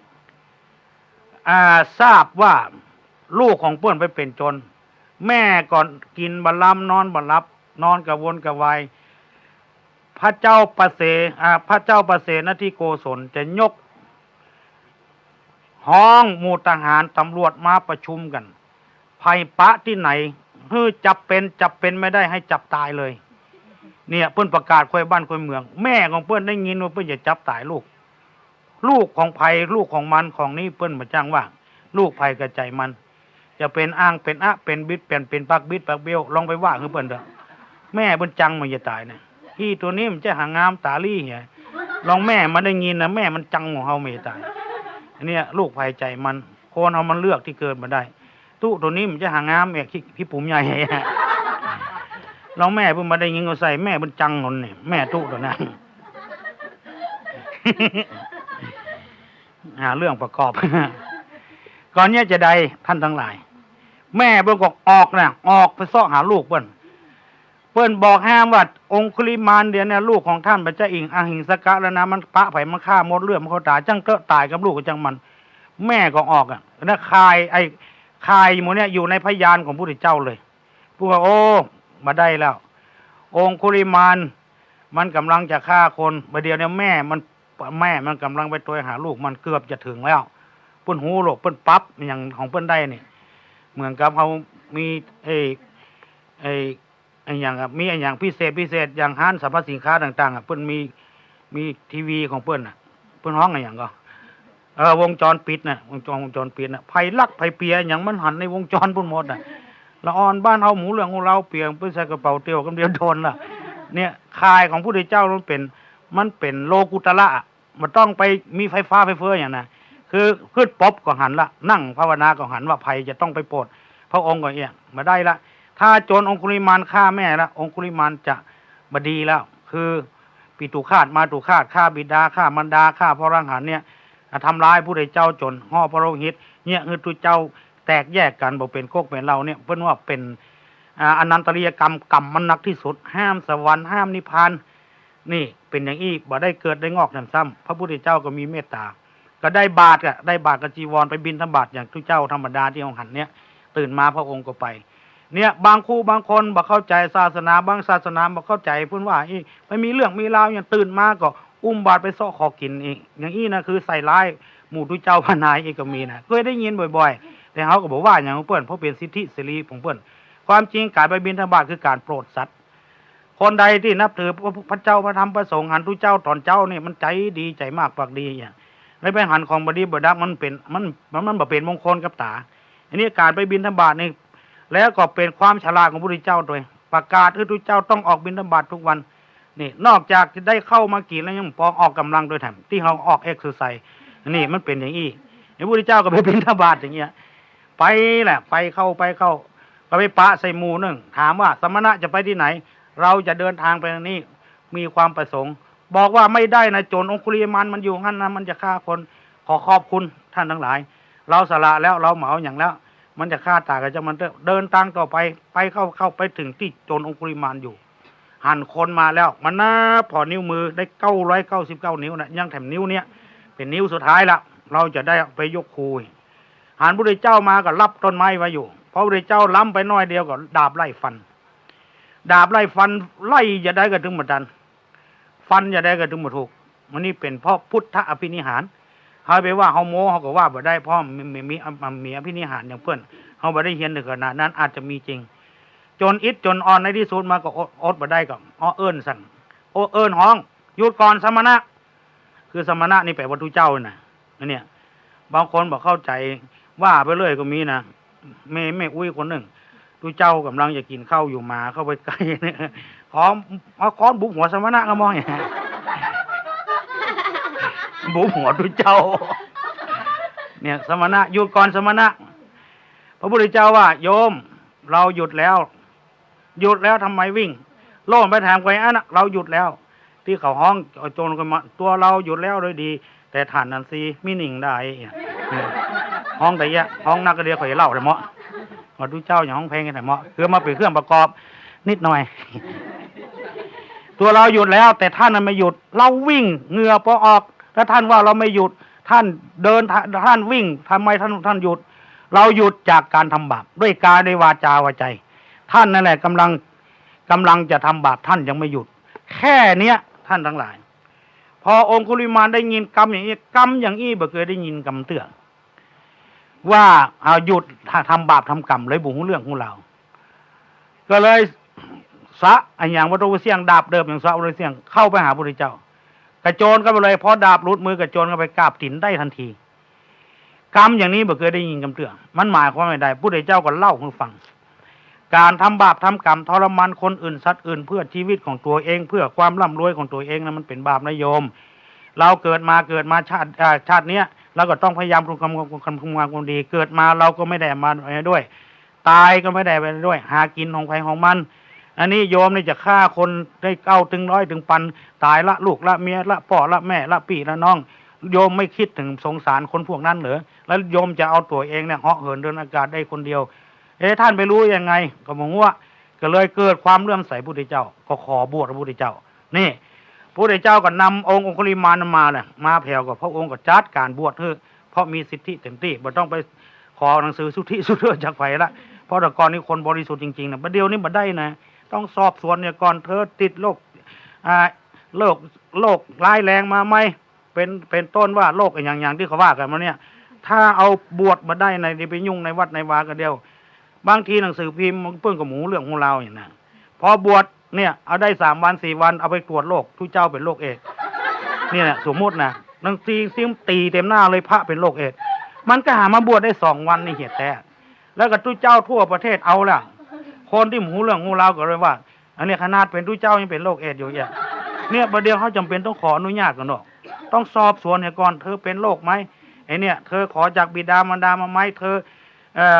พอเธอมีคดีติดตัวไหมเป็นหนี้เป็นสินไหมเนี่ยต้องถามอย่างอี้ก่อนลูกประเดี๋ยวถ้ามานับได้นบวชเนี่ย60 ปลายประเดี๋ยวนี้เขาก็ประชุมกันแล้วพอ60 ปลายแล้วเขาก็อนุญาตเธอบวชมีสำนักปฏิบัติอันน่ะคือ60 ปลายแล้วมันจะไปบวชเป็นอย่างนั้นนอกจากหาแสวงความสุขด้วยตัวไปบำเพ็ญภาวนานะบวชมาอยู่วัดธรรมดามีเรื่องอย่างนั้นขังโปแคบหมูจินส้มฮือขน้อยขยมเก็บใบจะปนเน่าพอบวชนี่นั่นเดียวนี่ตู้ลุงจังเขาละเขาถึงโห ถ้าได้ยินนี่ก็ถึงจำเป็นนะเขาบวชแก่แล้วเขาบวชนี่อย่างบวชสงบก็ต้องไปบวชป้อมเปงภาวนาอันนี้เพื่อนก็ต้องทำไงเนี่ยพระพุทธเจ้าในสมัยนั้นมันต้องบวชมันต้องทำไปละเพราะว่าหูนิสัยองคุลิมานก็เลยบวชพอบวชเสร็จทรัพย์แล้วก็อยู่ทุกเจ้าทำวัดค่ำเวลานั้นพระเจ้าประเสนที่โกศลมาหรอกขี่ม้ามากายหน้าวัดคนดีจะไปน้ำมัสการขอน้ำมุกน้ำมนต์กับพระพุทธเจ้าเหตุก่อนเพื่อจะไปลบศึกคนเดียวทหารนี่เป็นปั้นพุ่นพูดมันเป็นที่นะก็แวะนมัสการพระพุทธเจ้าถามเรื่องถามราวก็พระเจ้าประเสริฐได้ดูโกศลของฟังพอฟังเสร็จแล้วจะประเดี๋ยวเนี่ยมีโจรคนหนึ่งชื่อโจรองคุลิมานมันจะมาปล้นได้มันมาฆ่าคนนะอยู่บ่เป็นสุขฆ่าพระพุทธเจ้าก็จำเป็นต้องไปปราบปรามช่วยชาวบ้านชาวจองพระพุทธเจ้าว่าขอถวายพระพรมหาบพิตรราชพานเจ้าสมมุติว่าเวลานี้โจรองคุลิมานย้างจากการฆ่าคนแล้วมาบวชโกนหัวโกนคิ้วแล้วพระองค์จะทำอะไรถ้าสามารถทำอย่างนั้นได้นะโจรองคุลิมานจะขออันอย่างหมดเลยอยากจะสร้างกุฏิให้หลังหนึ่งราคากี่หมื่นกี่แสนก็จะสร้างบิณฑบาตบ่ต้องไปบิณฑบาตก็ได้ข้าพระพุทธเจ้าจะถวายเข้าถวายน้ำจริงๆเหรอจริงๆพระพุทธเจ้าก็เลยจี้มือนี่องคุลิมานอยู่นี่บวชเป็นพระเจ้าแล้วหรอเสนาหมู่นั้นนะทหารหมู่นั้นกองหันองคุลิมานตาใส่มาโล่นนะพระเจ้าประเสริฐนะที่โกศลก็โล่นเพิ่งก็เลยตู้เจ้าหนุ่มทั้งหลายก็จักแขนไว้ก็เลยทำความเข้าใจกันว่าเรื่องราวมันเป็นมาอย่างเงี้ยเฮาเอาอาวุธต่ออาวุธไปสู้กันมันถึงบ่สงบสักเรื่องระหว่างลาวกับไทยยิงกันระวังแล้วที่บ้านล่มเก้านี่มันตึงบ่ยั้งสักเรื่องพอว่าเอาอาวุธด้วยธรรมะเนี่ยมีคนเดียวไปเจรจาสงบศึกเราจะยุติในการยิงเมื่อเดียวนี้การไปกันมาก็สะดวกค้าขายแล้วมีคนหนึ่งถึงบอกว่าเราจะเอาสนามรบเป็นสนามการค้าเมื่อเดียวนี้สนามรบก็เป็นสนามการค้าจริงๆนี่เอาทรงปูนทรงเล็กไปเปิ้นไม้บ้านเฮาหมีกับโคนไม้บ้านเปิ้นขึ้นมาเจ้าบ้านเจ้าเมืองเขาบ่ได้มองความดีของรัฐบาลในแง่นี้หรอกไปมองในแง่อย่างพี่เบาหัวก็เลยว่าเปิ้นบ่ดีควรจะลาเอาได้อย่างนี้คือมองในแง่บ่ดีสงบเพราะอย่างนี้เพราะปากเพราะคุณธรรมต่างคนมีคุณธรรมแล้วพระพุทธเจ้าก็สอนอย่างเงี้ยสอนตอนนี้ไปขอจะไปเบียดเบียนซึ่งกันและกัน มันเรื่องแล้วก็แล้วไปองคุลิมานเพิ่นก็กลับใจได้เพราะฉะนั้นเฮากูคนถ้ามันจวดจ้าสามารถด้วยกายด้วยปากด้วยใจเฮาก็ควรเฮาก็แก้ตัวได้เฮาก็สามารถกลับใจได้กลับใจได้ที่สุดได้ที่สุดวิธีกลับใจได้นี่จะได้คือ1ถ้าหากเฮาเป็นคนบ่มีเมตตาทำคนพอคนในแง่ร้ายมองคนในแง่ได้มีเมตตาทำกับมันเนี่ยอย่างคนที่มันป้อนคุกป้อนคอกออกมาเนี่ยจะไปรังเกียจมันสุมาเถอะละอ่อนไม่หยาไม่ยิงมันหลงอกหลงใจมันเปื้อนชวนมันไปทางบดีบดักมันกลับใจมาเข้าบ้านเขาจองเขาก็ควรผูกมีดผูกฝืนมันจะไปรังเกียจเปิ้นเพราะว่ามันหลงไปแล้วองคุลิมานโคนเท่านี้ชั่ว7 ทีดี7 หนเนี่ยตุเจ้าบดีตนเดียวบ่ได้แล้วยังมีตุเจ้าแถม300,000 ปลายก่อนยังดีอยู่อย่างเงี้ย บางทีเปิ้นอาจจะดีก็ได้บ่ดีก็ได้เฮาก็บ่ฮู้เรื่องฮู้เราเนี่ยมันกลับใจได้เฮาก็สามารถกลับใจได้เนี่ยถ้าทำอย่างนี้ได้น่ะคนเฮามันจะดีขึ้นมาต้นไม้ต้นตอกที่มันหักมันอย่างเฮาก็มาตัดมาอย่างที่เขารวยกับต้นไม้ก็เพราะเขาฮู้นิสัยต้นไม้ตัวเฮาเองก็ต้องฮู้นิสัยตัวเฮาอันใดที่มันเป็นโรคภัยไข้เจ็บมาเบียดเบียนก็มีเมตตาธรรม2คือมีสมาชีวิตาคือประกอบอาชีพได้ก็เอาบ่ได้ก็มาเอาอย่าไปชกชิงวิ่งราวลักจกอย่างของเปิ้น3คือมีสันโดษยินดีถ้ามีผัวก็คือมีผัวคนเดียวเนี่ยเมียก็เมียคนเดียวทีอย่าไปมี2 คน3 คน4 คนเนี่ยมันความเดือดร้อนแล้วเฮาบ่กลับอกกลับใจเฮาเกิดมาถึงครั้งถึงคราวถ้ามีอันหยังเฮาก็ใจของเฮามีรถกันเดียวกันเนี่ยยี่ห้อเนี่ยราคาเนี่ยเฮาไปบ่สันโดษเฮาไปหันของเปิ้นทำเปลี่ยนไปเรื่อยๆมันก็ราคามันก็เงินเฮาก็บ่ได้ไว้เรื่องมันแต่ต้องเอาไปดาวไปต่อแถมแล้วก็ข้อที่4คือมีสัจธรรมอันใดเป็นอันนั้นคือมีความซื่อสัตย์ซื่อตรงไปก็ว่าไปมาก็ว่ามาเป็นจะได้ก็เป็นจะได้อันนี้บางคนหากินเมินบ่ได้ก็เพราะมีสัจจะวาจาเนี่ยบอกคือเปิ้นว่าจะไปทำคือเปิ้นราคาดังอันเนอะไปทำเบิกเงินเปิ้นจะเสี่ยงละโหบ่ไปเนี่ยเปิ้นสกรรมเนี่ยมีสัจจะวาจาและอันสุดท้ายคืออันที่5คือจะไปประมาทในชีวิตตั้งตนตั้งตัวไว้ในทางชอบอปมาทธรรมคือความบ่ประมาทสิ่งที่ทำมืดคนเอาประมาทนั้นมันมีอยู่ยาเสพติดชนิดต่างๆเนี่ยประมาทเลยทีเดียวบางทีไล่ฆ่าพ่อฆ่าแม่ก็มีบักไล่ฆ่าเลยก็มีพ่อแม่จะบ่ตายกับลูกกับเต้าก็เพราะประมาทในชีวิตไปกินยาเสพติดสูบยาเสพติดถ้าบ่ได้กินบ่ได้สูบหันพ่อหันแม่เป็นไอ้หยังเป็นงัวเป็นควายไปเห็นแล้วไปขอเงินขอทองพ่อแม่บ่ฮื้อก็ฆ่าพ่อฆ่าแม่เนี่ยเพราะว่าเหล้ายาปราบปิ้งนี่มันก็ทำมือคนเอาประมาทได้ป้าก็ด่าได้แม่ก็ด่าได้ตุเจ้าก็ด่าได้ไผก็ด่าได้หมดจะไปประมาทในชีวิตจะไปเผลอมันอยู่ในขวดมันมีราคาเหมือนเท่าใดแต่คนมันมีราคาหรือเปิ้นเพราะฉะนั้นอย่าไปฝากตัวเฮาฝากใจเฮาไว้กับสิ่งเหล่านั้นมันกินแล้วมันเกินลงไปบางคนจนแกะบ่ตอมเสื้อเหี่ยวเนาะ เที่ยวเพียบ่ตกประเสียงมันเกินลงไปนี่มันประมาทน่ะเนาะ3 คนน่ะบ่ฮู้จักเดือนสักคนก็เพราะเราเนี่ยประมาทเตียวต่างด้วยกันโลกอยู่ต่างจังหวัดคนหนึ่งต่างจังหวัด2 คนโดยในจังหวัดเฮานี่คนไปทำงานด้วยกันเนาะแล้วก็เพิ่นเลี้ยงเหล้าเลี้ยงยาก็ประมาทในชีวิตเนี่ยเดินตามไปมาหันเดือนออกลงมาค่ำโอ้แก่นเพ้อเล้อบ่เล่นไอ้ตัวอยู่ทางใต้นี่ถามก่อนอันนั้นเคียงว่าเดียนก็ตะวันบะ น่ะไอ้ตัวที่อยู่ใกล้ๆก็ว่าอันนี่หาว่ามันใจเดินว่าหาว่าตะวันมันใจเดินเนี่ยบ้านหยังหมูไอ้เนาะเดียนอย่างออกตะวันอย่างออกเมื่อคืนนี่เนาะหมอนึงว่าตะวันหมอ1 เดือนไอ้คิดว่าเดียนก็ตะวันหาว่าตะวันว่ามันจะเดินนี่ตะวันอย่างออกเมื่อคืนเนี่ยเที่ยงก็ฮะมาจ้างมาย่างแต่คนอดบ่ได้ทำสู้เที่ยงห่างก่อนบ่เพื่อบัญญัติตาวบ่เดียวก็อันนั้นน่ะข้าว่าเดียนก็มันว่าตะวันแน่แล้วอายว่าหยังพอรู้หาไปฮู้จะได้ไปถามห่างหาปัจจัยเจ้าบ้านนี้รู้บ่ว่าก็ดูก็เดือนบ้านมันอย่าน้อยอย่างใดมันก็เดือนแกนเดียวกันนั่นแหละเฮาก็ถึงงืดประมาทขนาดนักเพราะเหล้าตัวเดียวเนี่ยเป็นต้นเหตุเนี่ยแกะบ่ตอมเสื้อไปใส่หูบ่ตอมเตียวก็มีมันประมาทเนี่ยเพราะฉะนั้นจะไปประมาทคุณธรรมที่จะทำใจของเฮาดีเฮางามแล้วดึงเข้ามาสู่ที่เก่านั่นน่ะเขาคือเจริญตามเนี้ย หนึ่งมีเมตตาธรรมอย่างองคุลิมานะถ้ามันมีเมตตาธรรมนิ้วมีมือเปิ้นก็มาเฮากุศดาอย่างเดียวกันนะถ้าเขาใครเหาะเหินเดินอากาศมากกนิ้วมือเขาจะเจ็บเกาะเนี่ยแค่เนี้ยมันก็บ่ทำละมันลืมไปเห็นเลยมันก็อันเนี้ยตัวเนี้ยจึงเป็นเหตุที่มันมีเมตตาธรรมถ้ามีเมตตาธรรมคราวแรกคนก็ต้องเดือดร้อนเนี่ยสองคือมีสมะชีวิตาทรัพย์สมบัติของเพื่อนกับของเฮามันก็เสียดายอย่างเดียวกันเหรียญ25เหรียญ50ของเฮากับของเพื่อนมันก็มีราคาเท่าเดียวกันรถเครื่องของเพื่อนกับของเฮามันก็มีราคาเท่าเดียวกันทีวีวิทยุอย่างก็มีราคาเท่าเดียวกันแล้วของเพื่อนไปขายถูกขายห่านมันเสียดุลกันค้าในต่างประเทศนะบอกซื่อๆน่ะเนี่ยทีวีเครื่องนึงเป็นหมื่นก็มีเอาของหมู่เดียวมาขาย2,000เฮ็ดแท้มันเสียดุลกันค้านะอันเนี้ยคือเฮาต้องประกอบอาชีพหาตามกินตามรายอันเนี้ยพอเป็ดไก่หมูหมามันก็หากินตามรายมันบ่ลักบ่โจกของไผคนเฮานี่ก็คือตั้งอยู่เนี่ยคือมีความสันโดษคือมีสัจธรรมซื่อสัตย์ซื่อตรงอย่างว่าจะได้เป็นอย่างนั้น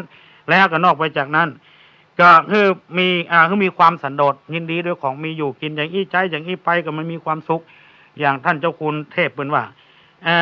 เป็นอยู่เท่าที่มีดีกว่าเป็นเศรษฐีเงินกู้เนี่ยเงินกู้นี่มันเป็นเศรษฐีได้ก็ตามมันมีความสุขแล้วในทุดท้ายก็บ่มีคือมีอย่าไปมีคือมีอปมาทธรรมคือความไม่ประมาทปะมาโทมัจจุโนปะทังความประมาทเป็นทางแห่งความตายเสร็จรายไหนรายนั้นท่านได้ฟังการบรรยายทำเรื่องการกลับใจมาก็พอสมควรแก่การเวลาในที่สุดนี้ขอ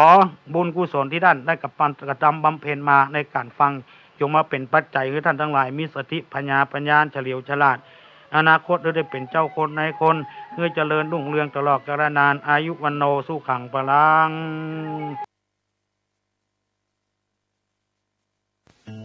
พุทธังสรณังคัจฉามิธัมมังสรณังคัจฉามิสังฆังสรณังคัจฉามิเกิดมาผจญชะตากรรมเก่าชีวิตมีสุขมีเศร้าอย่าเอาแต่ทุกข์มาครองพึ่งใครให้มาเห็นใจคอยปองอาศัยคงเข่าพวกพ้องอาจต้องเจ็บช้ำใจตนเห็นมีแต่พระพุทธองค์ทรงเป็นร่มโพแห่งพุทธชนตรัสรู้พระธรรมคำสอนหลุดพ้นพระสงฆ์สละตนดำรงศาสนาพึ่งธรรมช่วยนำน้อมใจดีกว่าชีวิตจะสุขทั่วหน้าหมดห่วงตัณหามวลมา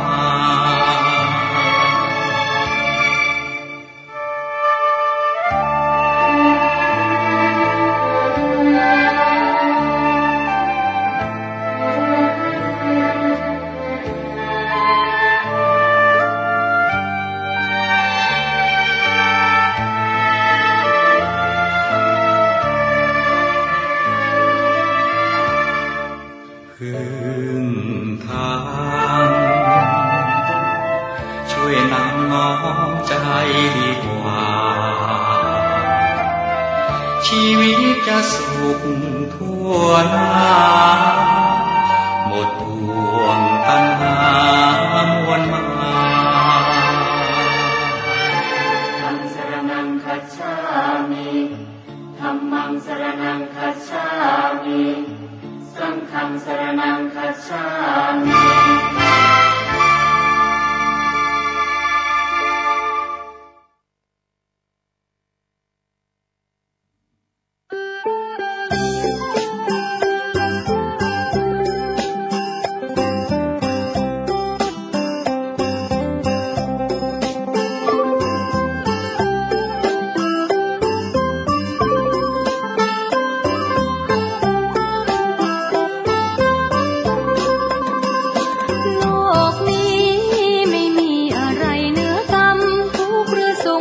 ชักนำเป็นเพราะกรรมที่ก่อไว้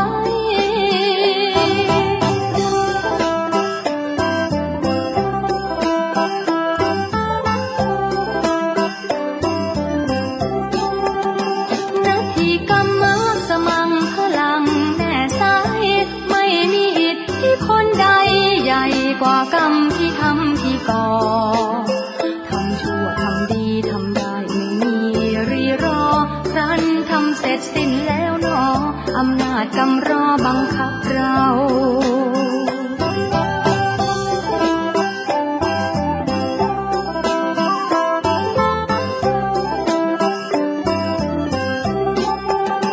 สร้างกรรมชั่วไม่หวั่นกลัวผลกรรม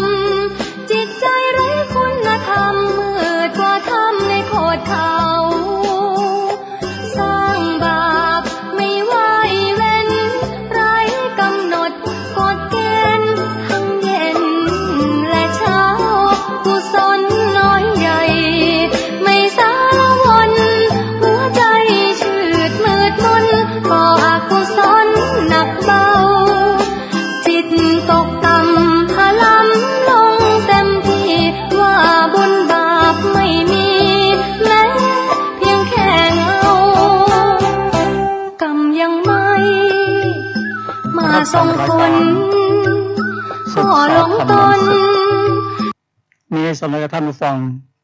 ทุกวันเสาร์ตั้งแต่เวลา 15 นาฬิกาถึง 16 นาฬิกาดำเนินรายการโดยกระผมพันเอกธนรัตน์เดชะ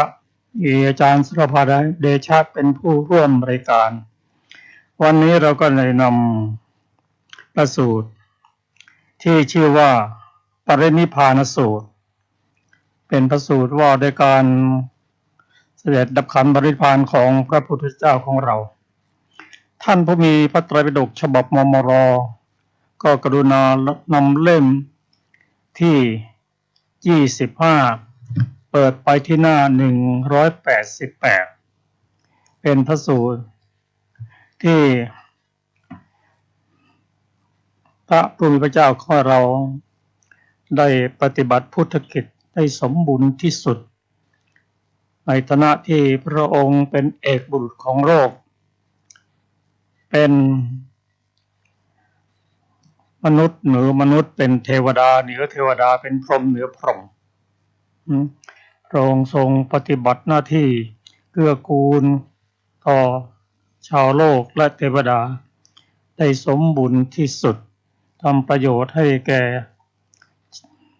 โลกมากที่สุดครับขอเรียนเชิญทุกฟังได้รับฟังพระสูตรที่ชื่อว่าปรินิพพานสูตรขอเชิญอาจารย์สุรภาครับสวัสดีค่ะท่านผู้ฟังทุกท่านปรินิพพานสูตรว่าด้วยพระพุทธเจ้าปรินิพพานสมัยหนึ่งพระผู้มีพระภาคเจ้าประทับอยู่ที่สารวัน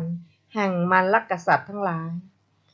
อันเป็นทางกรุงกุสินาราระหว่าง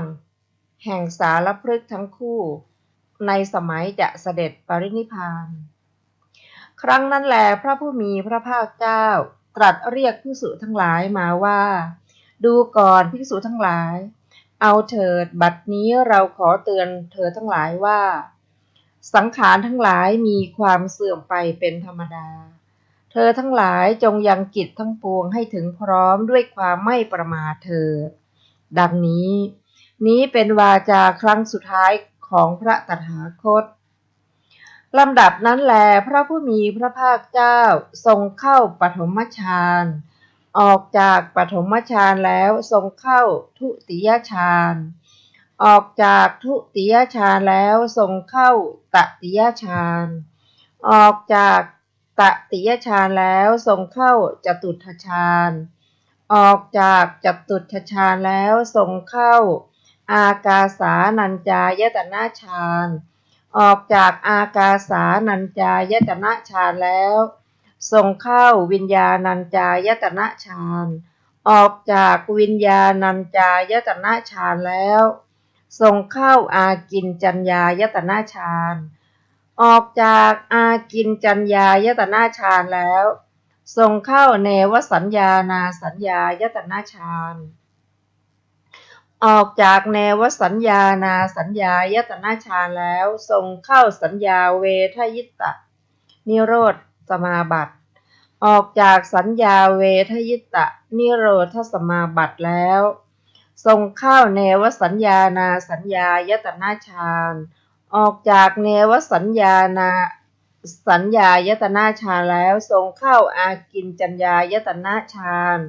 ออกจากอากินจัญญายตนะฌานแล้วทรงเข้าวิญญาณัญจายตนะฌานออกจากวิญญาณัญจายตนะฌานแล้วทรงเข้าอากาสา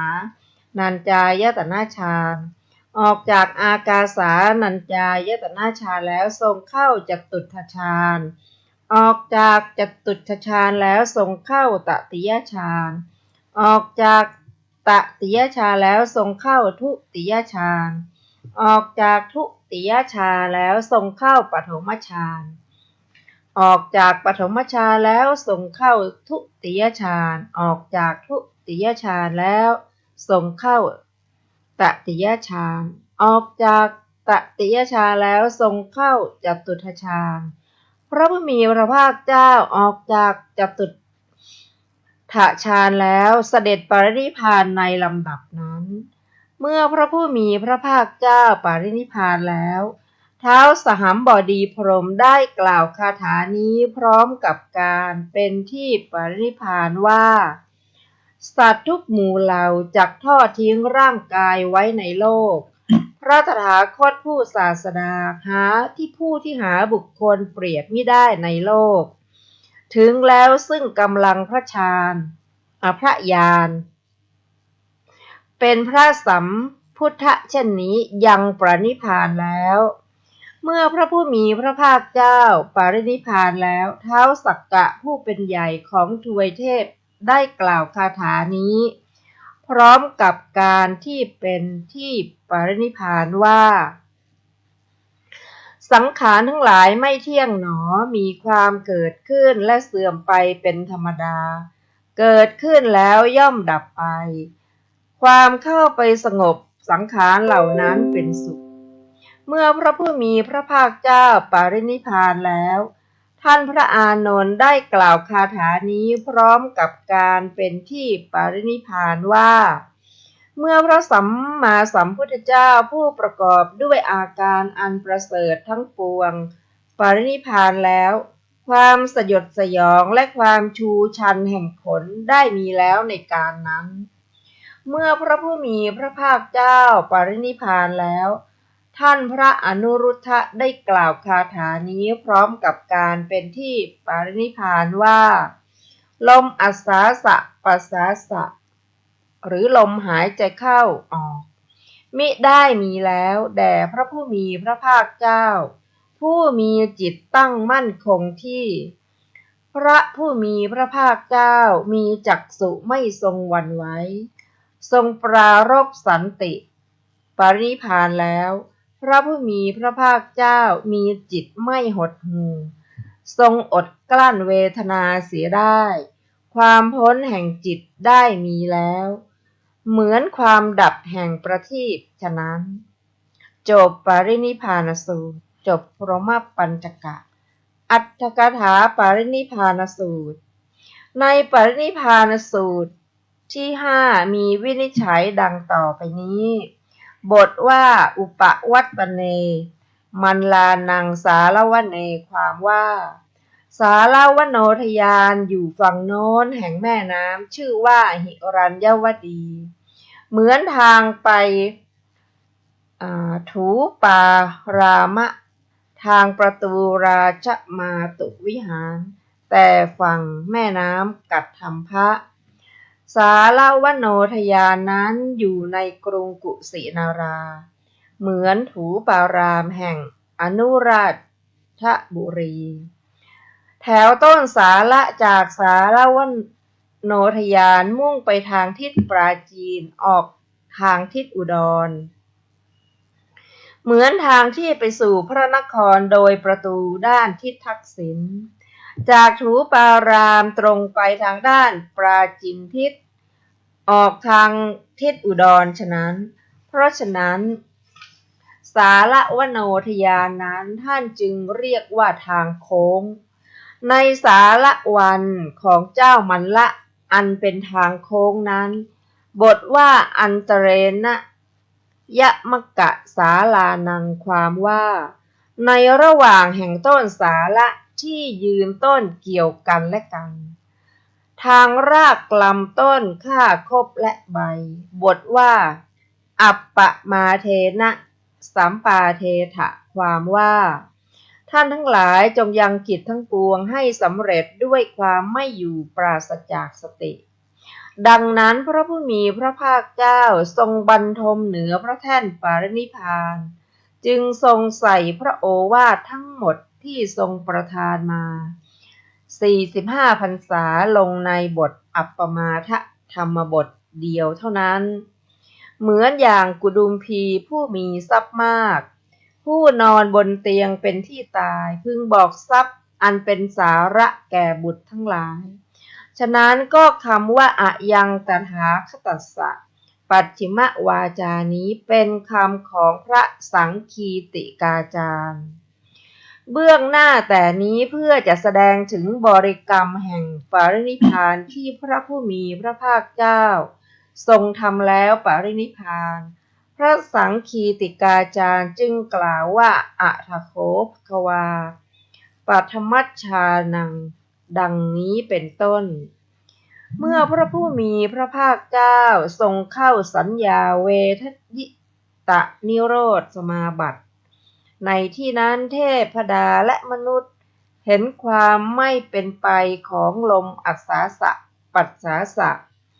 จึงได้ร้องขึ้นพร้อมกันด้วยเข้าใจว่าพระศาสดาปรินิพพานเสียแล้วฝ่ายพระอานนท์เถระถามพระอนุรัตเถระว่าท่านอนุรุทธะเจ้าข้าพระผู้มีพระภาคเจ้าปรินิพพานแล้วหรือหนอพระอนุรุตเถระตอบว่าอาวุโสอานนท์พระตถาคตยังไม่ปรินิพพานแต่พระองค์ทรงเข้าสัญญาเวทยิตะนิโรธสมาบัติถามว่าท่านพระอนุรุตถะรู้ได้อย่างไรตอบว่าเล่ากันมาว่าพระเถระเจ้าสมาบัตินั้นๆพร้อมกับพระศาสดาทีเดียวไปจนถึงออกจากเนวสัญญานาสัญญายตนะสมาบัติได้รู้ว่าบัดนี้พระผู้มีพระภาคเจ้าทรงเข้านิโรธสมาบัติและเชื่อว่าการทำกาละภายในนิโรธสมาบัติย่อมไม่มีพระผู้มีพระภาคเจ้าทรงเข้าปฐมฌานในฐานะ24ในคำนี้ว่าครั้งนั้นแลพระผู้มีพระภาคเจ้าทรงออกจากสัญญาเวทยิตะนิโรธสมาบัติแล้วเข้าเนวสัญญานาสัญญายตนะสมาบัติเรื่อยๆไปออกจากตติยฌานแล้วเข้าจตุตถฌานในฐาน13เข้าทุติยฌานตติยฌานก็เหมือนกันในฐาน15ทรงเข้าจตุตถฌานเข้าอย่างไรก่อนอื่นทรงเข้าปฐมฌานในฐานะ24เหล่านี้คืออสุภะ10อาการ32กสิณ8เมตตากรุณามุทิตาอานาปานสติ1ปริเฉทากาสกะกสิณ1แต่ทรงเว้นอาการ32อสุภะ10ทรงเข้าทุติยฌานและตติยฌานในบรรดาฌาน13ที่เหลืออันหนึ่งทรงเข้าจตุตถฌานในฐานะ15เหล่านี้คือกสิณ8อุเบกขาพรหมวิหาร1อานาปานสติ1ปริเฉทากากสิณ1อรูปฌาน4ก็กถาโดยสังเขปเพียงเท่านี้ก็พระผู้มีพระภาคเจ้าผู้เป็นเจ้าของแห่งธรรมเสด็จเข้าสู่นครนิพพานทรงเข้าสมาบัติทั้งหมดนับได้24แสนโกฏแล้วเข้าเสวยสุขในสมาบัติทั้งหมดเสมือนคนไปสู่ต่างประเทศสวมกอดคนที่เป็นญาติ ก็ในคำว่าจตุทชานาวุฒหิตวาสมนันตราภควาปรินิพุโตนี้ความว่ามีลำดับสองอย่างคือลำดับแห่งฌานหนึ่งลำดับแห่งปัจเจเวคขณญาณหนึ่งการที่พระผู้มีพระภาคเจ้าออกจากจตุทฌานยังลงสู่ภวังค์จิตและปรินิพพานในขณะนั้นนั่นเองชื่อว่าลำดับแห่งฌานการที่พระผู้มีพระภาคเจ้าออกจากจตุทฌานแล้วพิจารณาองค์ฌานซ้ำอีกอย่างลงสู่ภวังคจิตแล้วปรินิพพานในขณะนั้นนั่นเองชื่อว่าลำดับแห่งปัจเจเวคขณญาณลำดับสองอย่างดังว่ามานี้ส่วนพระผู้มีพระภาคเจ้าเข้าฌานแล้วออกจากฌานแล้วทรงพิจารณาองค์ฌานปรินิพพานด้วยอัพยากตะทุกขสัจจะอันเป็นภวังคจิตก็ชนเหล่าใดเหล่าหนึ่งไม่ว่าพระพุทธเจ้าพระปัจเจกพุทธเจ้าหรือพระอริยสาวกโดยที่สุดกระทั่งมดดำมดแดงทั้งหมดย่อมทำกาละด้วยอัพยากตะทุกขสัจจะอันเป็นภวังคจิตทั้งนั้นฉะนี้แลบทว่าภูตาแปลว่าหมู่สัตว์บทว่าอัปปติปุคโลได้แก่เว้นจากบุคคลผู้จะเปรียบเทียบบทว่าพลัปปัตโตได้แก่ผู้บรรลุพลญาณเสร็จบทว่าอุปปาทวยธรรมิโนได้แก่มีการเกิดและการดับเป็นสภาวะบทว่าเตสังวูปัสโมสุโขความว่าพระนิพพานกล่าวคือการเข้าไปสงบแห่งสังขารเหล่านั้นนั่นเองเป็นสุขด้วยคำว่าตถาสิท่านกล่าวหมายเอาแผ่นดินไว้ที่ท่านกล่าวไว้ในมหาปรินิพพานสูตรอย่างนี้ว่าแผ่นดินใหญ่ไหวย่อมมีพร้อมกับปรินิพพานความจริงแผ่นดินใหญ่ไหวนั้นให้เกิดขนพองสยองกล้าวและมีอาการน่าสะพรึงกลัวบทว่าสภาการวารูเปเตได้แก่ประกอบด้วยการกระทำอันประเสริฐโดยอาการทั้งปวงบทว่านาหุอัสสาสะปัสสาโสได้แก่ลมอัสสาสะปัสสาสะไม่เกิดบทว่าอเนโชความว่าชื่อว่าอเนชะเพราะไม่มีกิเลสชาติเครื่องหวั่นไหวกล่าวคือตัณหาบทว่าสันติมาร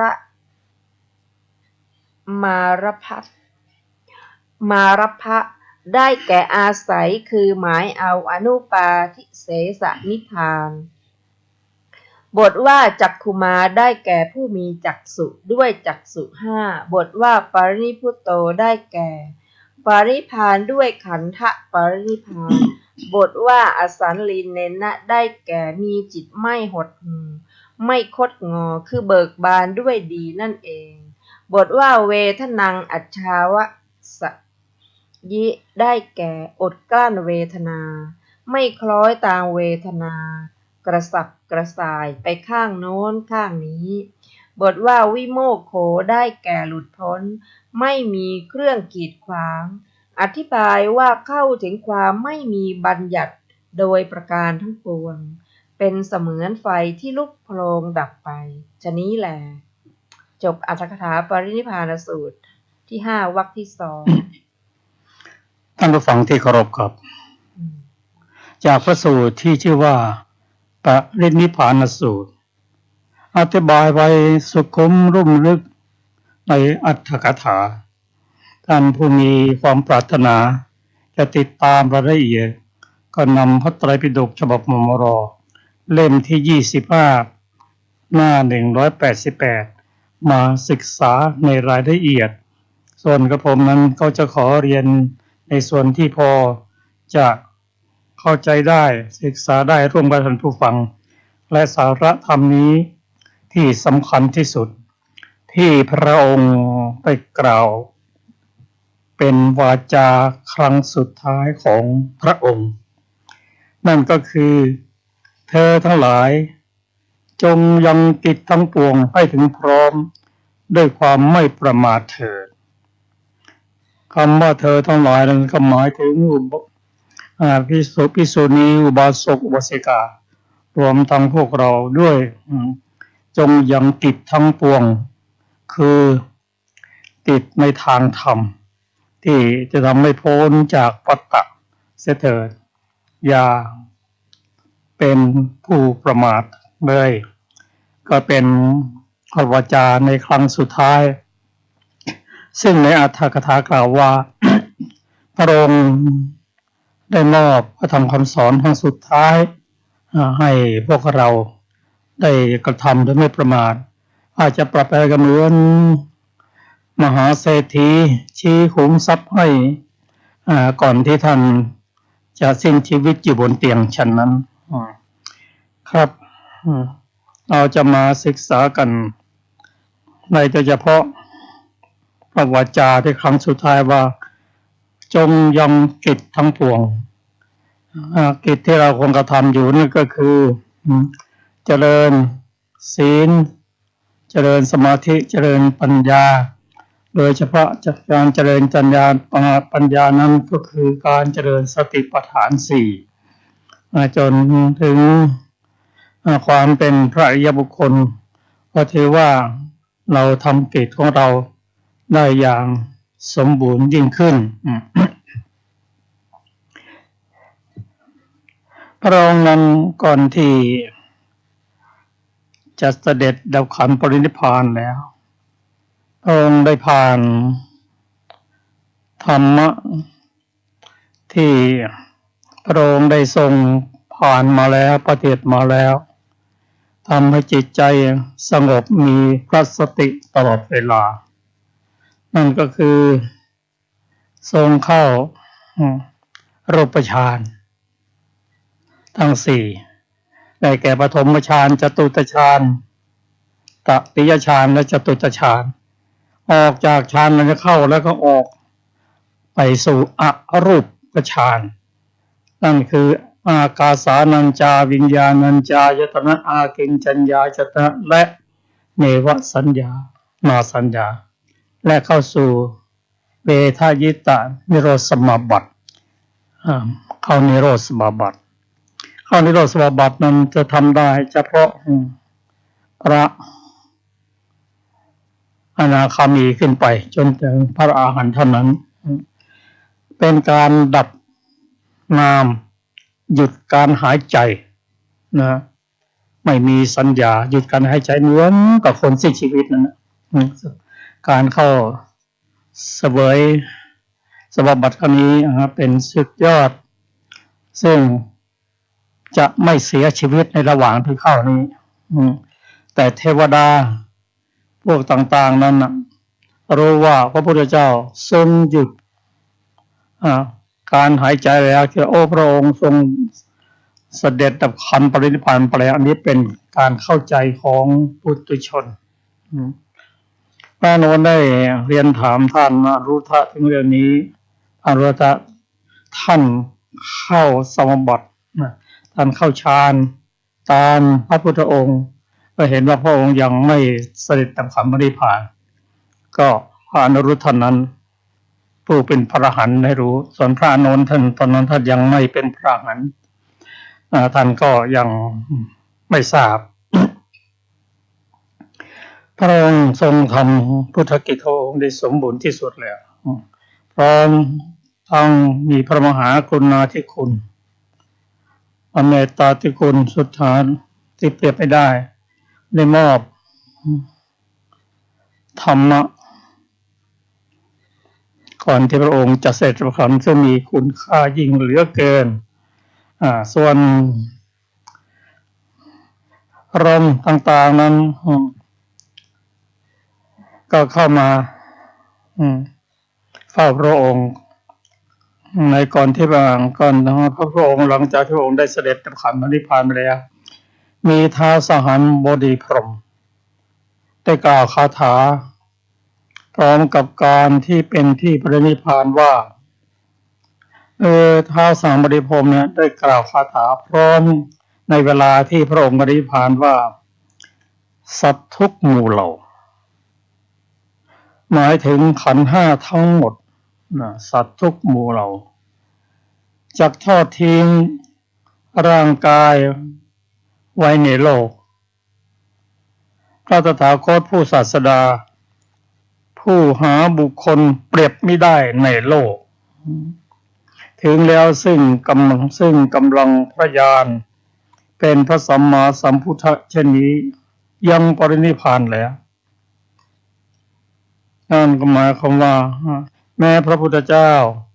ก็ยังเสด็จดับขันธ์ปรินิพพานเลยเป็นผู้ที่หาบุคคลเปรียบไม่ได้ในโลกนี้ก็พวกเราก็ไม่ควรจะประมาทในทำนองนั้นแหละก็เมื่อพระพุทธเจ้าได้เสด็จดับขันธ์ปรินิพพานแล้วท้าวสักกะหรือพระอินทร์ผู้เป็นใหญ่ของทวยเทพได้กล่าวคาถานี้พร้อมกับการที่ปรินิพพานว่าสังขารทั้งหลายไม่เที่ยงหนอมีความเกิดขึ้นเสื่อมไปเป็นธรรมดาเกิดขึ้นแล้วก็ดับไปความเข้าไปสงบระงับสังขารเหล่านั้นเป็นสุขสังขารคือร่างกายและจิตใจไม่เที่ยงแปรเปลี่ยนไปอยู่เสมอพอเกิดมาแล้วเกิดเจ็บเกิดมาแล้วก็อาพาธเสื่อมไปทุกสิ่งทุกอย่างก็เสื่อมไปแต่มีอายุอันนี้เป็นธรรมดาไม่มีใครที่จะอยู่ได้โดยไม่เจ็บไม่ป่วยไม่ตายเป็นไปไม่ได้เกิดขึ้นแล้วก็ดับไปทุกคนเกิดมาแล้วตายทุกคนเกิดมาเพื่อที่จะตายทุกคนหมุนวนไปอย่างนั้นเกิดตายเกิดตายเกิดตายอย่างนั้นไม่รู้จักจบจักสิ้นหาต้นหาปลายไม่ได้ความเข้าไปสงบระงับคือไม่ให้มีการเกิดแก่เจ็บตายด้วยการศึกษาพุทธศาสนาด้วยการเข้าถึงพระนิพพานเท่านั้น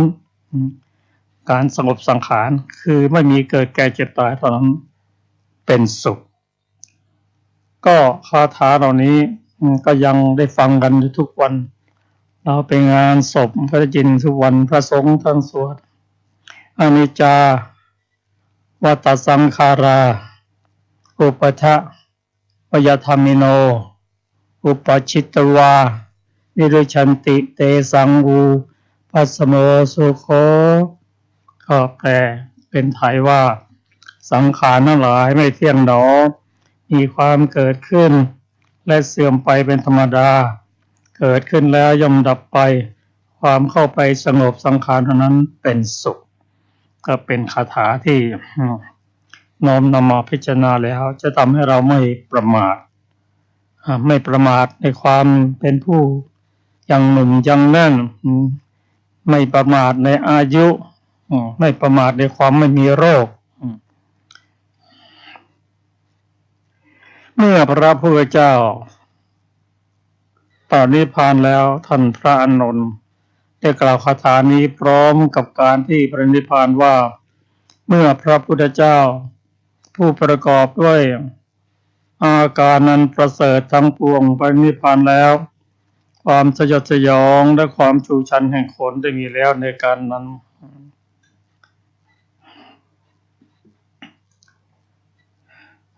ครับเราก็จะขอไปศึกษาในพระสูตรต่อไปสำหรับรายละเอียดเกี่ยวกับการเสด็จดับขันธ์ปรินิพพานนั้นจะได้ศึกษาร่วมผู้ฟังอีกครั้งหนึ่งในวันศุกร์เราจะศึกษาเริ่มตั้งแต่พุทธกิจของพระองค์ในพรรษาสุดท้ายครับขอเชิญอาจารย์สุรภาครับต่อไปเป็นพรามณสังยุตอรหันตวรรคที่1ทนัญชานีสูตร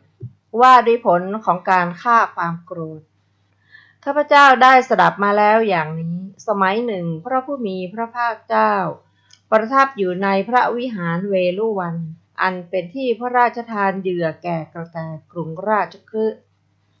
ก็โดยสมัยนั้นแลนางพรามณีชื่อท่านนัญชานีแห่งพราหมณ์ผู้พารั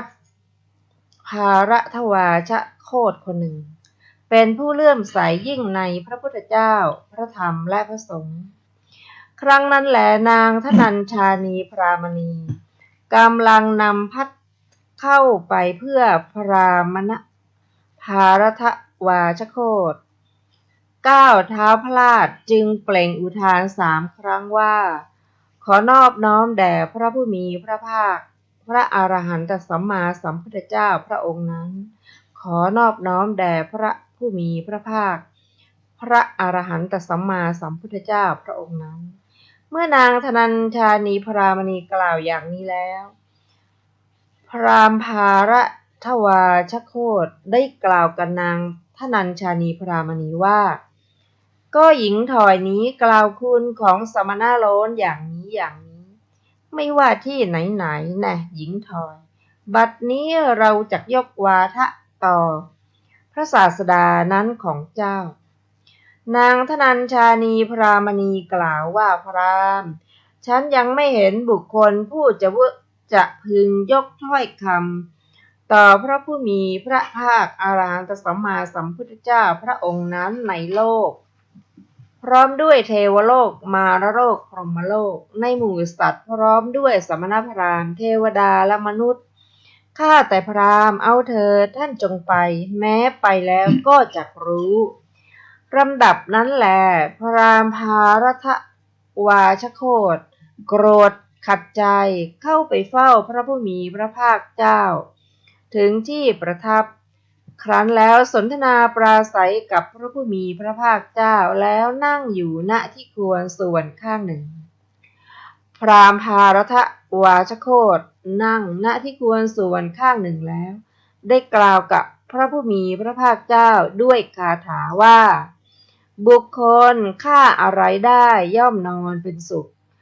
ฆ่าอะไรได้ย่อมไม่เศร้าโศกข้าแต่พระโคดมพระองค์ย่อมชอบใจการฆ่าทำอะไรเป็นอันเอกพระผู้มีพระภาคเจ้าตรัสตอบว่าบุคคลฆ่าความโกรธได้ย่อมนอนเป็นสุขฆ่าความโกรธได้ย่อมไม่เศร้าโศกดูก่อนพราหมณ์พระอริยเจ้าทั้งหลายย่อมสรรเสริญการฆ่าความโกรธอันมีรากเป็นพิษมียอดหวานเพราะว่าบุคคลฆ่าความโกรธนั้นได้แล้วย่อมไม่เศร้าโศกเมื่อพระผู้มีพระภาคเจ้าตรัสอย่างนี้แล้วพราหมณ์ภารทวาชโคตได้กราบทูลพระผู้มีพระภาคเจ้าว่าข้าแต่พระโคดมผู้เจริญภาสิทธิ์ของพระองค์แจ่มแจ้งนักข้าแต่พระโคดมภาสิทธิ์ของพระองค์แจ่มแจ้งนักพระโคดมผู้เจริญทรงประกาศพระธรรมโดยปริยายเป็นอันมาก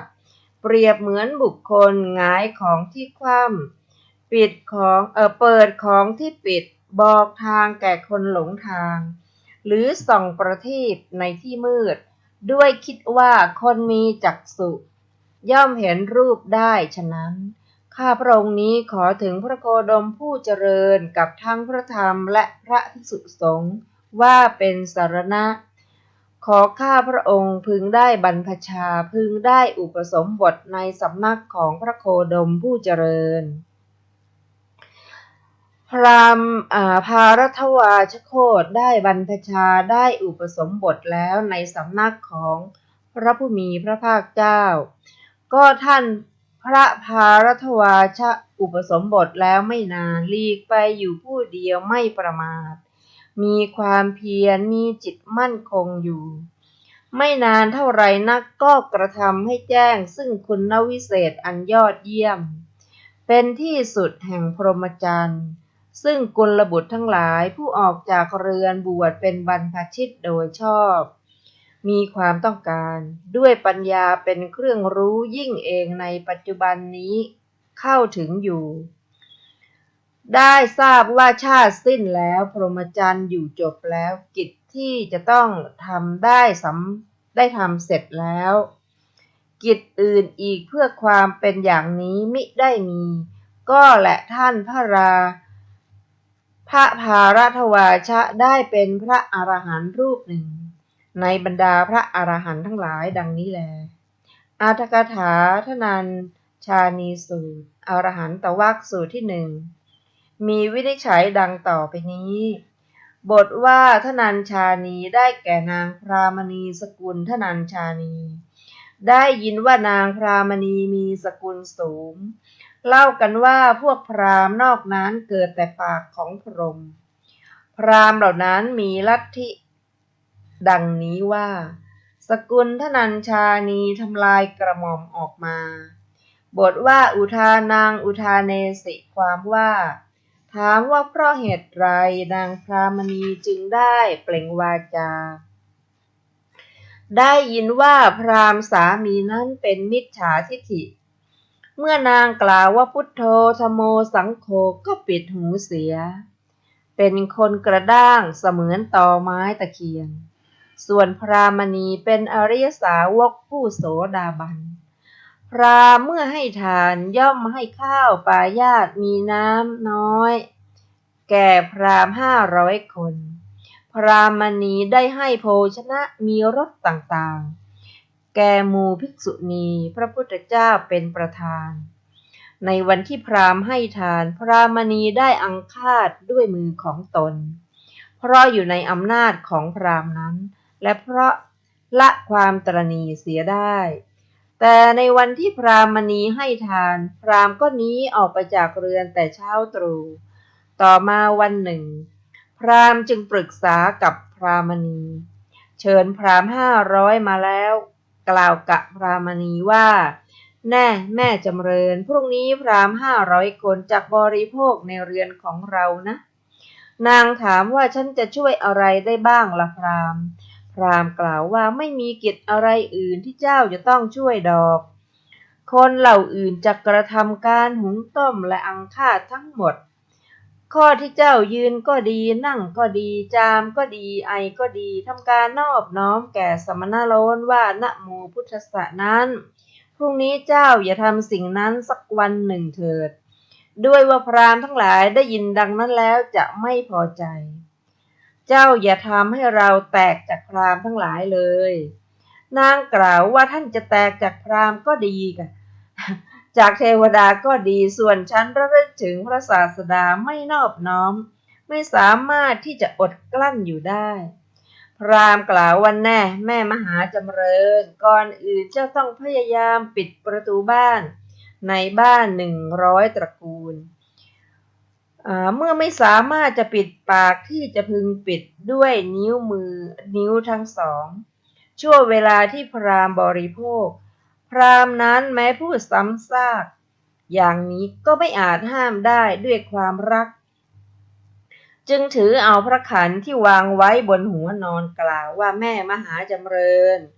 เมื่อพราหมณ์นั่งประชุมกันพรุ่งนี้ถ้าเจ้านมัสการสมณะโลนนั้นไซร้เราจะเอาพระขันเล่มนี้สับเจ้าตั้งแต่พื้นเท้าจนถึงปลายผม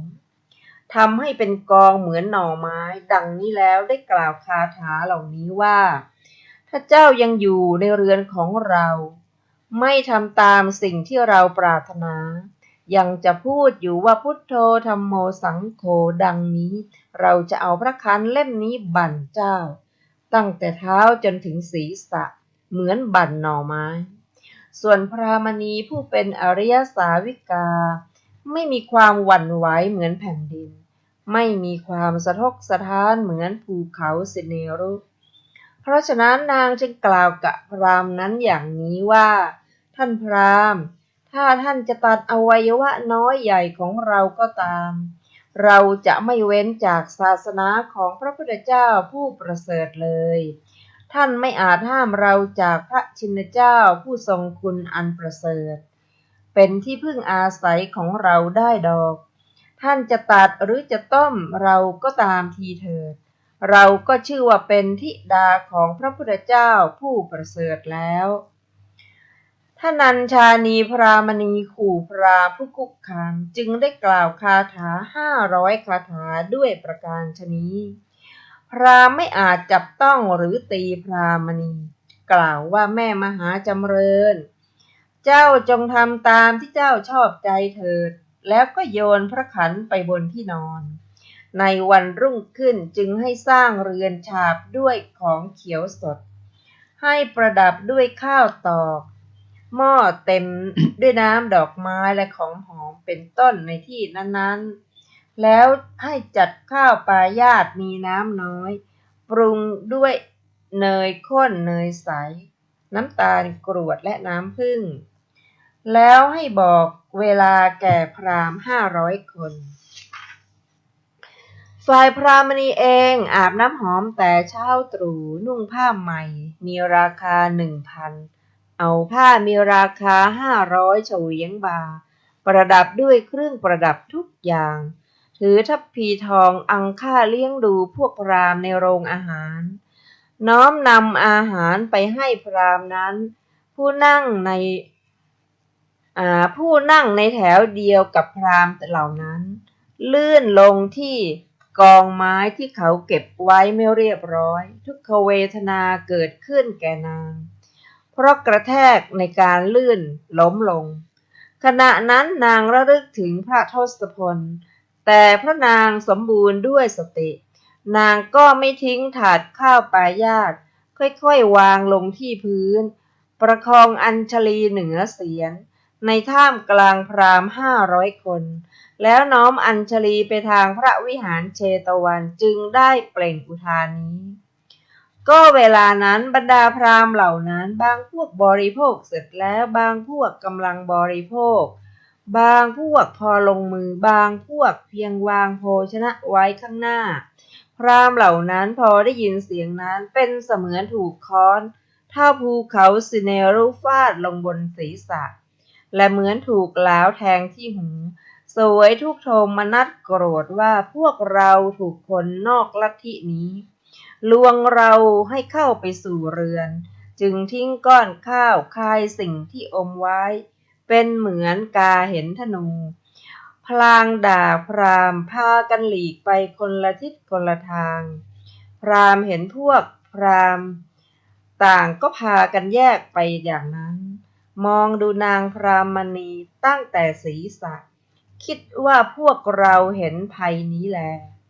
จึงขอร้องนางมหาจำเริญตั้งแต่วันวานก็ไม่ได้จึงด่านางพราหมณีด้วยประการต่างๆแล้วได้กล่าวกับนางมีอาทิว่าเอวะเมวะปณะดังนี้บทว่าอุปสังกมิความว่าพราหมณ์ไปด้วยคิดว่าพระสมณโคดมผู้อันชาวบ้านชาวนิคมและชาวแว่นแคว้นบูชาแล้วใครๆไม่อาจจะไปว่ากล่าวคุกคามอย่างใดอย่างใดได้จำเราจักถามปัญหาสักข้อหนึ่งจึงได้แต่งคาถาว่ากิ้งสุขัตตวาเป็นต้นแล้วคิดว่าถ้าพระสมณโคดมจักกล่าวว่าเราชอบใจการฆ่าบุคคลชื่อโน้นเมื่อเป็นเช่นนี้เราจักข่มท่านว่าท่านปรารถนาจะฆ่าเหล่าชนที่ท่านไม่ชอบใจท่านเกิดมาเพื่อจะฆ่าโลกความเป็นสมณะของท่านจะมีประโยชน์อะไรถ้าพระสมณโคดมจักกล่าวว่าเราไม่ชอบใจการฆ่าใครๆเมื่อเป็นเช่นนี้เราจะข่มท่านว่า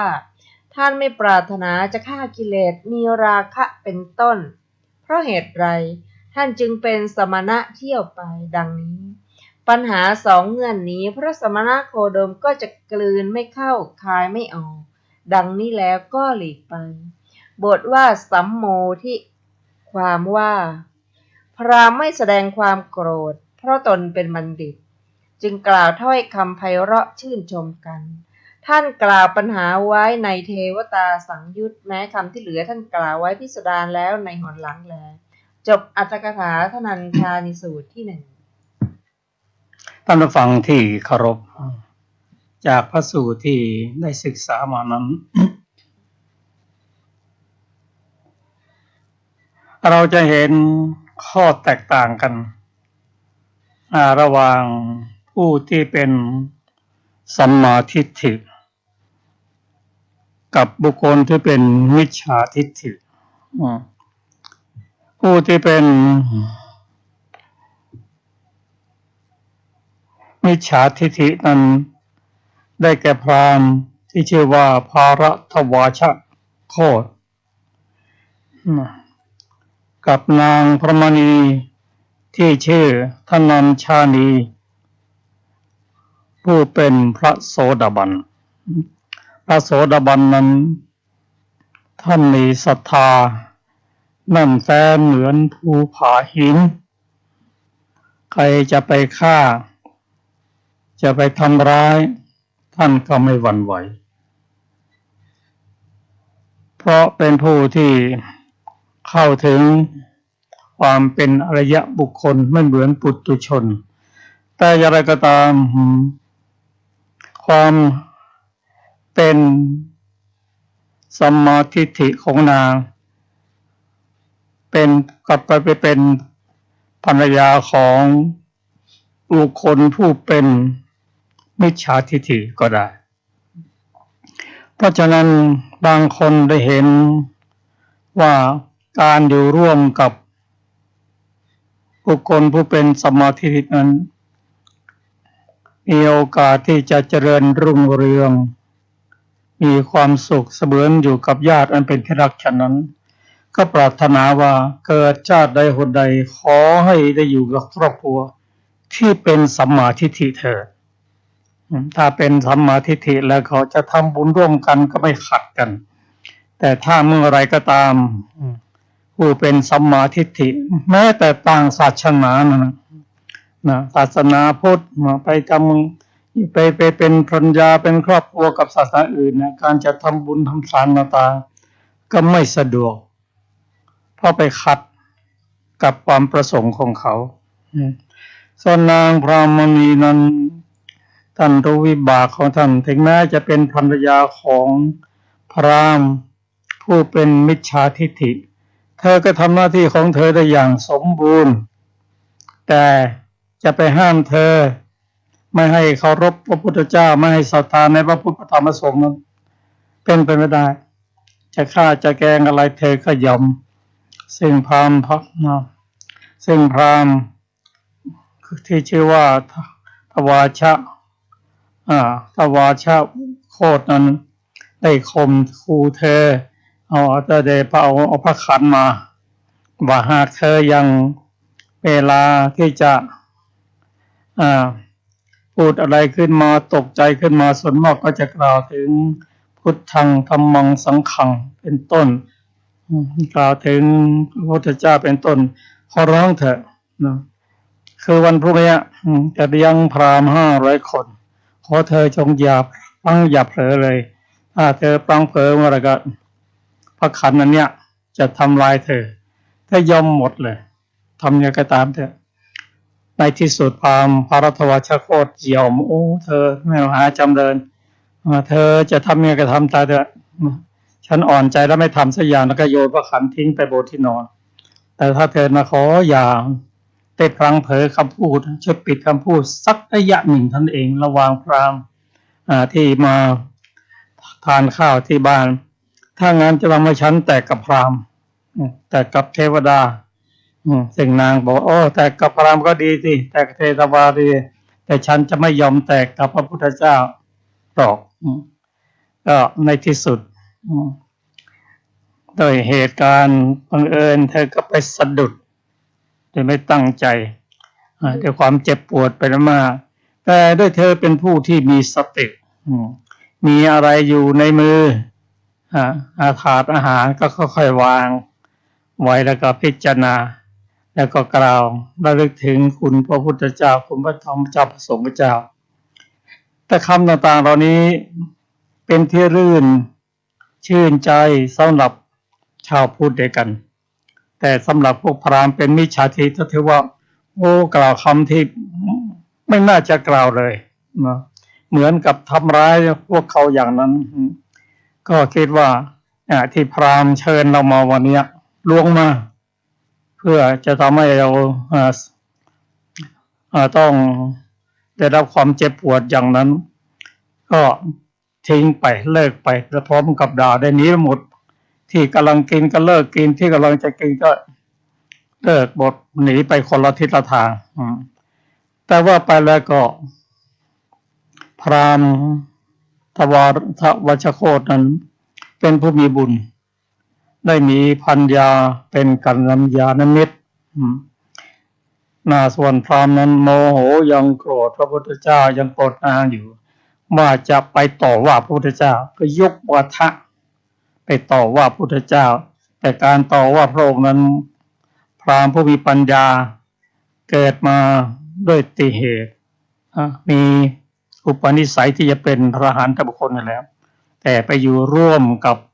มิจฉาทิฏฐิก็การจะกราบพระพุทธเจ้านั้นก็ต้องปลุกปัญหาขึ้นมา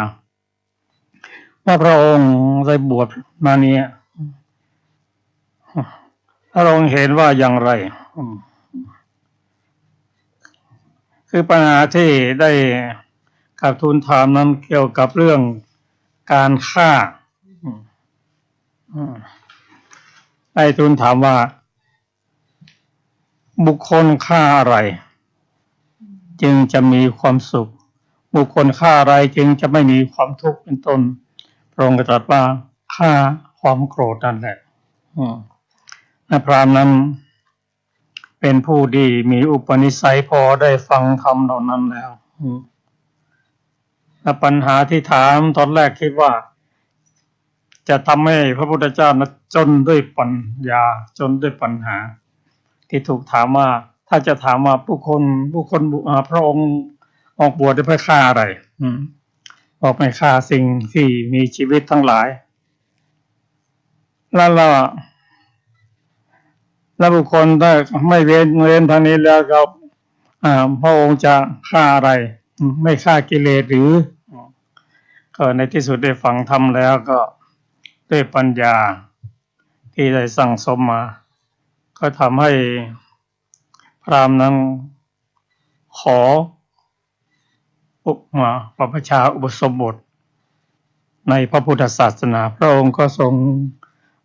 บรรพชาอุปสมบทให้ไม่นานนักท่านก็ได้เป็นพระอรหันต์ทุกคนเป็นพระอรหันต์องค์หนึ่งจำนวนพระอรหันต์ทั้งหมดก็เป็นเรื่องที่ไม่ใช่เรื่อง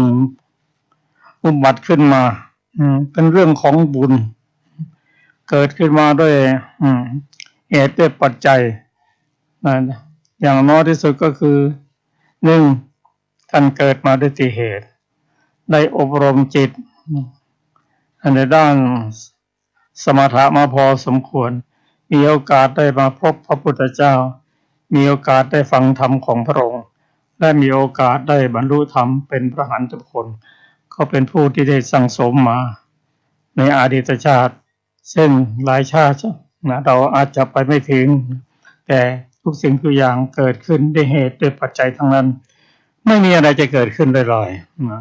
ๆท่านผู้ฟังที่เคารพครับยังมีอีกพระสูตรหนึ่งเราพอจะศึกษาก็ได้ขอเชิญครับพระสูตรต่อไปคืออโกสกะสูตรว่าด้วยพระพุทธเจ้าไม่รับคำด่าของพราหมณ์สมัยหนึ่งพระผู้มีพระภาคเจ้าประทับอยู่ในพระวิหารเวฬุวันอันเป็นที่พระราชทานเหยื่อแก่กระแตกรุงราชคฤห์อโกสกะภารทวาชพราหมณ์ได้สดับมาว่าได้ยินว่าพราหมณ์ภารทวาชโคตออกจากเรือนบวชเป็นบรรพชิตในสำนักของพระสมณโคดมแล้วดังนี้ก็โกรธขัดใจเข้าไปเฝ้าพระผู้มีพระภาคเจ้าถึงที่ประทับครั้นแล้วด่าบริพาทพระผู้มีพระภาคเจ้าด้วยวาจาอันหยาบคายมิใช่ของสัตว์เมื่ออโกสกะภารทวาชพราหมณ์กล่าวอย่างนี้แล้วพระผู้มีพระภาคเจ้าได้ตรัสกับอโกสกะภารทวาชพราหมณ์ว่าดูก่อนพราหมณ์ท่านย่อมสำคัญความข้อนั้นเป็นไฉนมิตรและอมาตย์ญาติสาโลหิตผู้เป็นแขกของท่านย่อมมาบ้างไหมอโกสกะภารทวาชพราหมณ์ตอบว่าพระโคดมผู้เจริญมิตรและอมาตย์ญาติสาโลหิตผู้เป็นแขกของข้าพระองค์ย่อมมาเป็นบางคราวพระผู้มีพระภาคเจ้าตรัสว่าดูก่อนพราหมณ์ท่านย่อมสำคัญความข้อนั้นเป็นไฉน ท่านจัดของเคี้ยวของบริโภคหรือของดื่มต้อนรับมิตรและอมาตย์ญาติสาโลหิตผู้เป็นแขกเหล่านั้นบ้างหรือไม่พระโคดมผู้เจริญข้าพระองค์จัดของเคี้ยวของบริโภคหรือดื่มเครื่องดื่มต้อนรับมิตรและอมาตย์ญาติสาโลหิตผู้เป็นแขกเหล่านั้นบ้างในบางคราวพระพุทธเจ้าดูก่อนพราหมณ์ก็ทว่ามิตรและอมาตย์ญาติสาโลหิตผู้เป็นแขกเหล่านั้นไม่รับของเคี้ยวของบริโภคหรือของดื่มนั้นจะเป็นของใครอักโกพราหมณ์ตอบว่าพระโคดมผู้เจริญถ้าว่ามิตรและอมาตย์ญาติสาโลหิตผู้เป็นแขกเหล่านั้นไม่รับของเคี้ยวของบริโภคหรือของดื่มนั้นก็เป็นของข้าพระองค์เหมือนอย่างเดิมพระพุทธเจ้าดูก่อนพราหมณ์ข้อนี้ก็อย่างเดียวกันท่านด่าเราเป็นผู้ไม่ด่าอยู่ท่านโกรธเราผู้ไม่โกรธอยู่ท่านหมายมั่นเราผู้ไม่หมายมั่นอยู่เราไม่รับเรื่องมีการด่าเป็นต้นของท่านนั้นดูก่อนพราหมณ์เรื่องมีการด่าเป็นต้นนั้นก็เป็นของท่านผู้เดียวดูก่อนพราหมณ์เรื่องมีการด่าเป็นต้นนั้นก็เป็นของท่านผู้เดียวแล้วตรัสต่อไปว่าดูก่อนพราหมณ์ผู้ใดด่าต่อบุคคลผู้ด่าอยู่โกรธต่อบุคคลผู้โกรธอยู่หมายมั่นต่อบุคคลผู้หมายมั่นอยู่ดูก่อนพราหมณ์ผู้นี้เรากล่าวว่าย่อมบริโภคด้วยกันย่อมกระทำตอบกันเรานั้นไม่บริโภคร่วมไม่กระทำตอบด้วยท่านเป็นอันขาด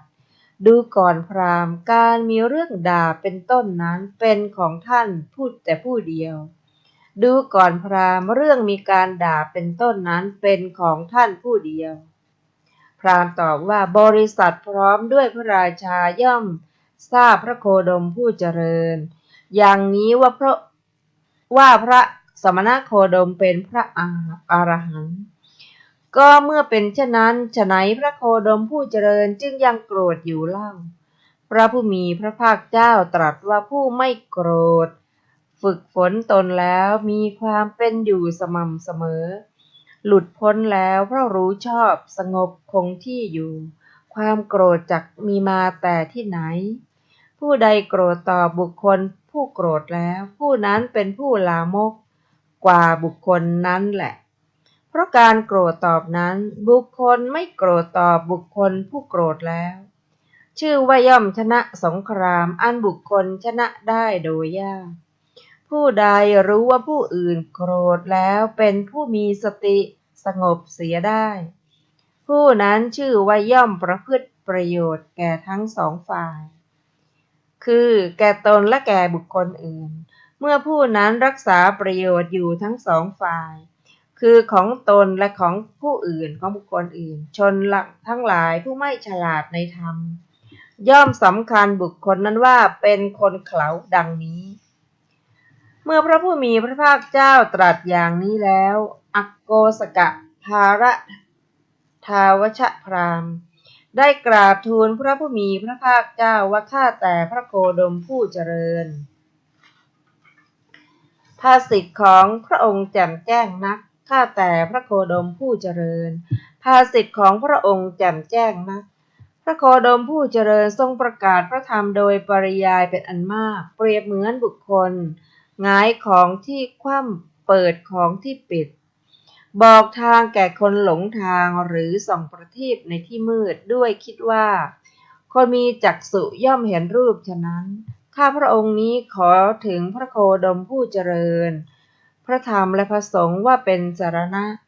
ขอข้าพระองค์ได้พึงบรรพชาพึงได้อุปสมบทในสำนักของพระโคดมผู้เจริญอโกสกะภารทวาชพราหมณ์ได้บรรพชาได้อุปสมบทแล้วในสำนักของพระผู้มีพระภาคเจ้าก็ท่านอโกสกะภารทวาจะอุปสมบทแล้วไม่นานแลหลีกไปอยู่ผู้เดียวไม่ประมาทมีความเพียรมีจิตมั่นคงอยู่ไม่นานเท่าไรนักก็กระทำให้แจ้งซึ่งคุณวิเศษยอดเยี่ยมเป็นที่สุดแห่งพรหมจรรย์ซึ่งกุลบุตรทั้งหลายออกจากเรือนบวชเป็นบรรพชิตโดยชอบมีความต้องการ ด้วยปัญญาเป็นเครื่องรู้ยิ่งเองในปัจจุบันนี้เข้าถึงอยู่ ได้ทราบว่าชาติสิ้นแล้วพรหมจรรย์อยู่จบแล้ว กิจที่จะต้องทำได้ทำเสร็จแล้ว กิจอื่นอีกเพื่อความเป็นอย่างนี้มิได้มี ก็แหละท่านพระอักโกสกะภารทวาชะได้เป็นพระอรหันต์รูปหนึ่ง ในบรรดาพระอรหันต์ทั้งหลายดังนี้แล ท่านผู้ฟังที่เคารพครับ จากพระสูตรที่ชื่อว่า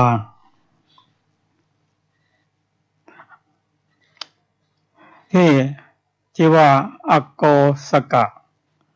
สูตรนั้นเป็นพระสูตรที่เราได้รับความรู้เป็นสาระก็คือพระองค์ตรัสว่าบุคคลผู้ใดไม่โกรธตอบต่อผู้ด่าก็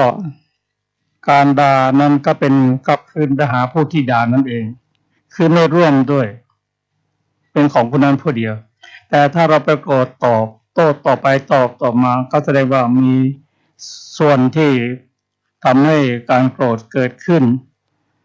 ก็บุคคลธรรมดาถ้าโกรธตอบก็จะได้รับผลพอสมควรแต่ถ้าไปโกรธไปด่าว่าไปประพาสบริพาทพระอริยบุคคลขึ้นไปโทษมันก็จะสูงขึ้นตามลำดับ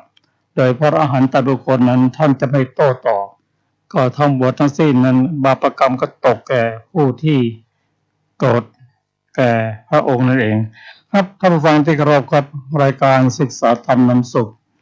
ก็ขอนำรายการจากท่านผู้ฟังด้วยเวลาพบกันในโอกาสต่อไปสำหรับวันนี้สวัสดีครับสวัสดีค่ะ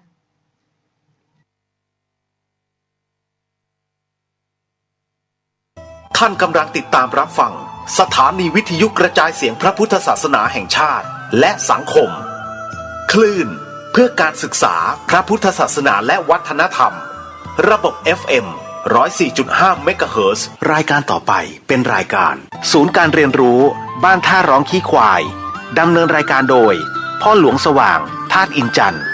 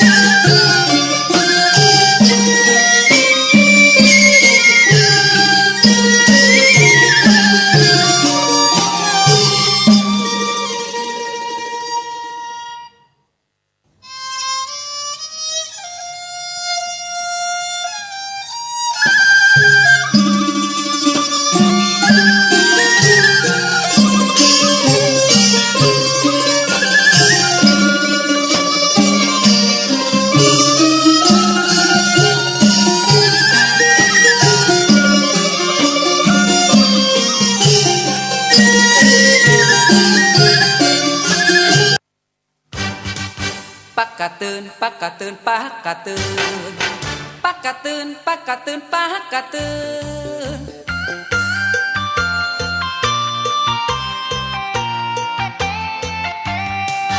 คนเฮาจะตู้จะรวยดวงจะสวยหรือว่าดวงจะขึ้นต้องเปิดตำราในปักคนเมืองหูจักห้องว่าปักกะตื่นลุงจมเป็นคนบ่เชื่อผู้กำใดก็เบื่อบ่เชื่อปักกะตื่นวันผู้จะเกี่ยวเข้าในนาไปหาครูบาเปิดตำราตึงคืน โอ้ไหว้ฉาอันตุลุงเจ้าวันพวกนี้จะเกี่ยวข้าวไหนนะมันจะเป็นวันดีก็ครับโยมโจมกะเปิดปักกระตือนพอก่อนนอเกียง59เสียติดกับจันนี่60เสียวันอังคาร42เสียชุกกับปุด37เสียวันเสาร์กับวันพัดโอ้วันพวกนี้เป็นวันกาละกินีเป็นวันใจยทึดบดีเกี่ยวเตื้อมันเป็นวันฮ้อนวันไม่เนอะบัดแตกาตุลุงมันจะแน่ชัก2%นี่จ้างคนไว้หั่นเป็น10 คนจำเป็นได้เกี่ยวเหรอกาจ้ะ ถ้าบ่เชื่อก็ตามใจลุงโจมเถอะเนอะ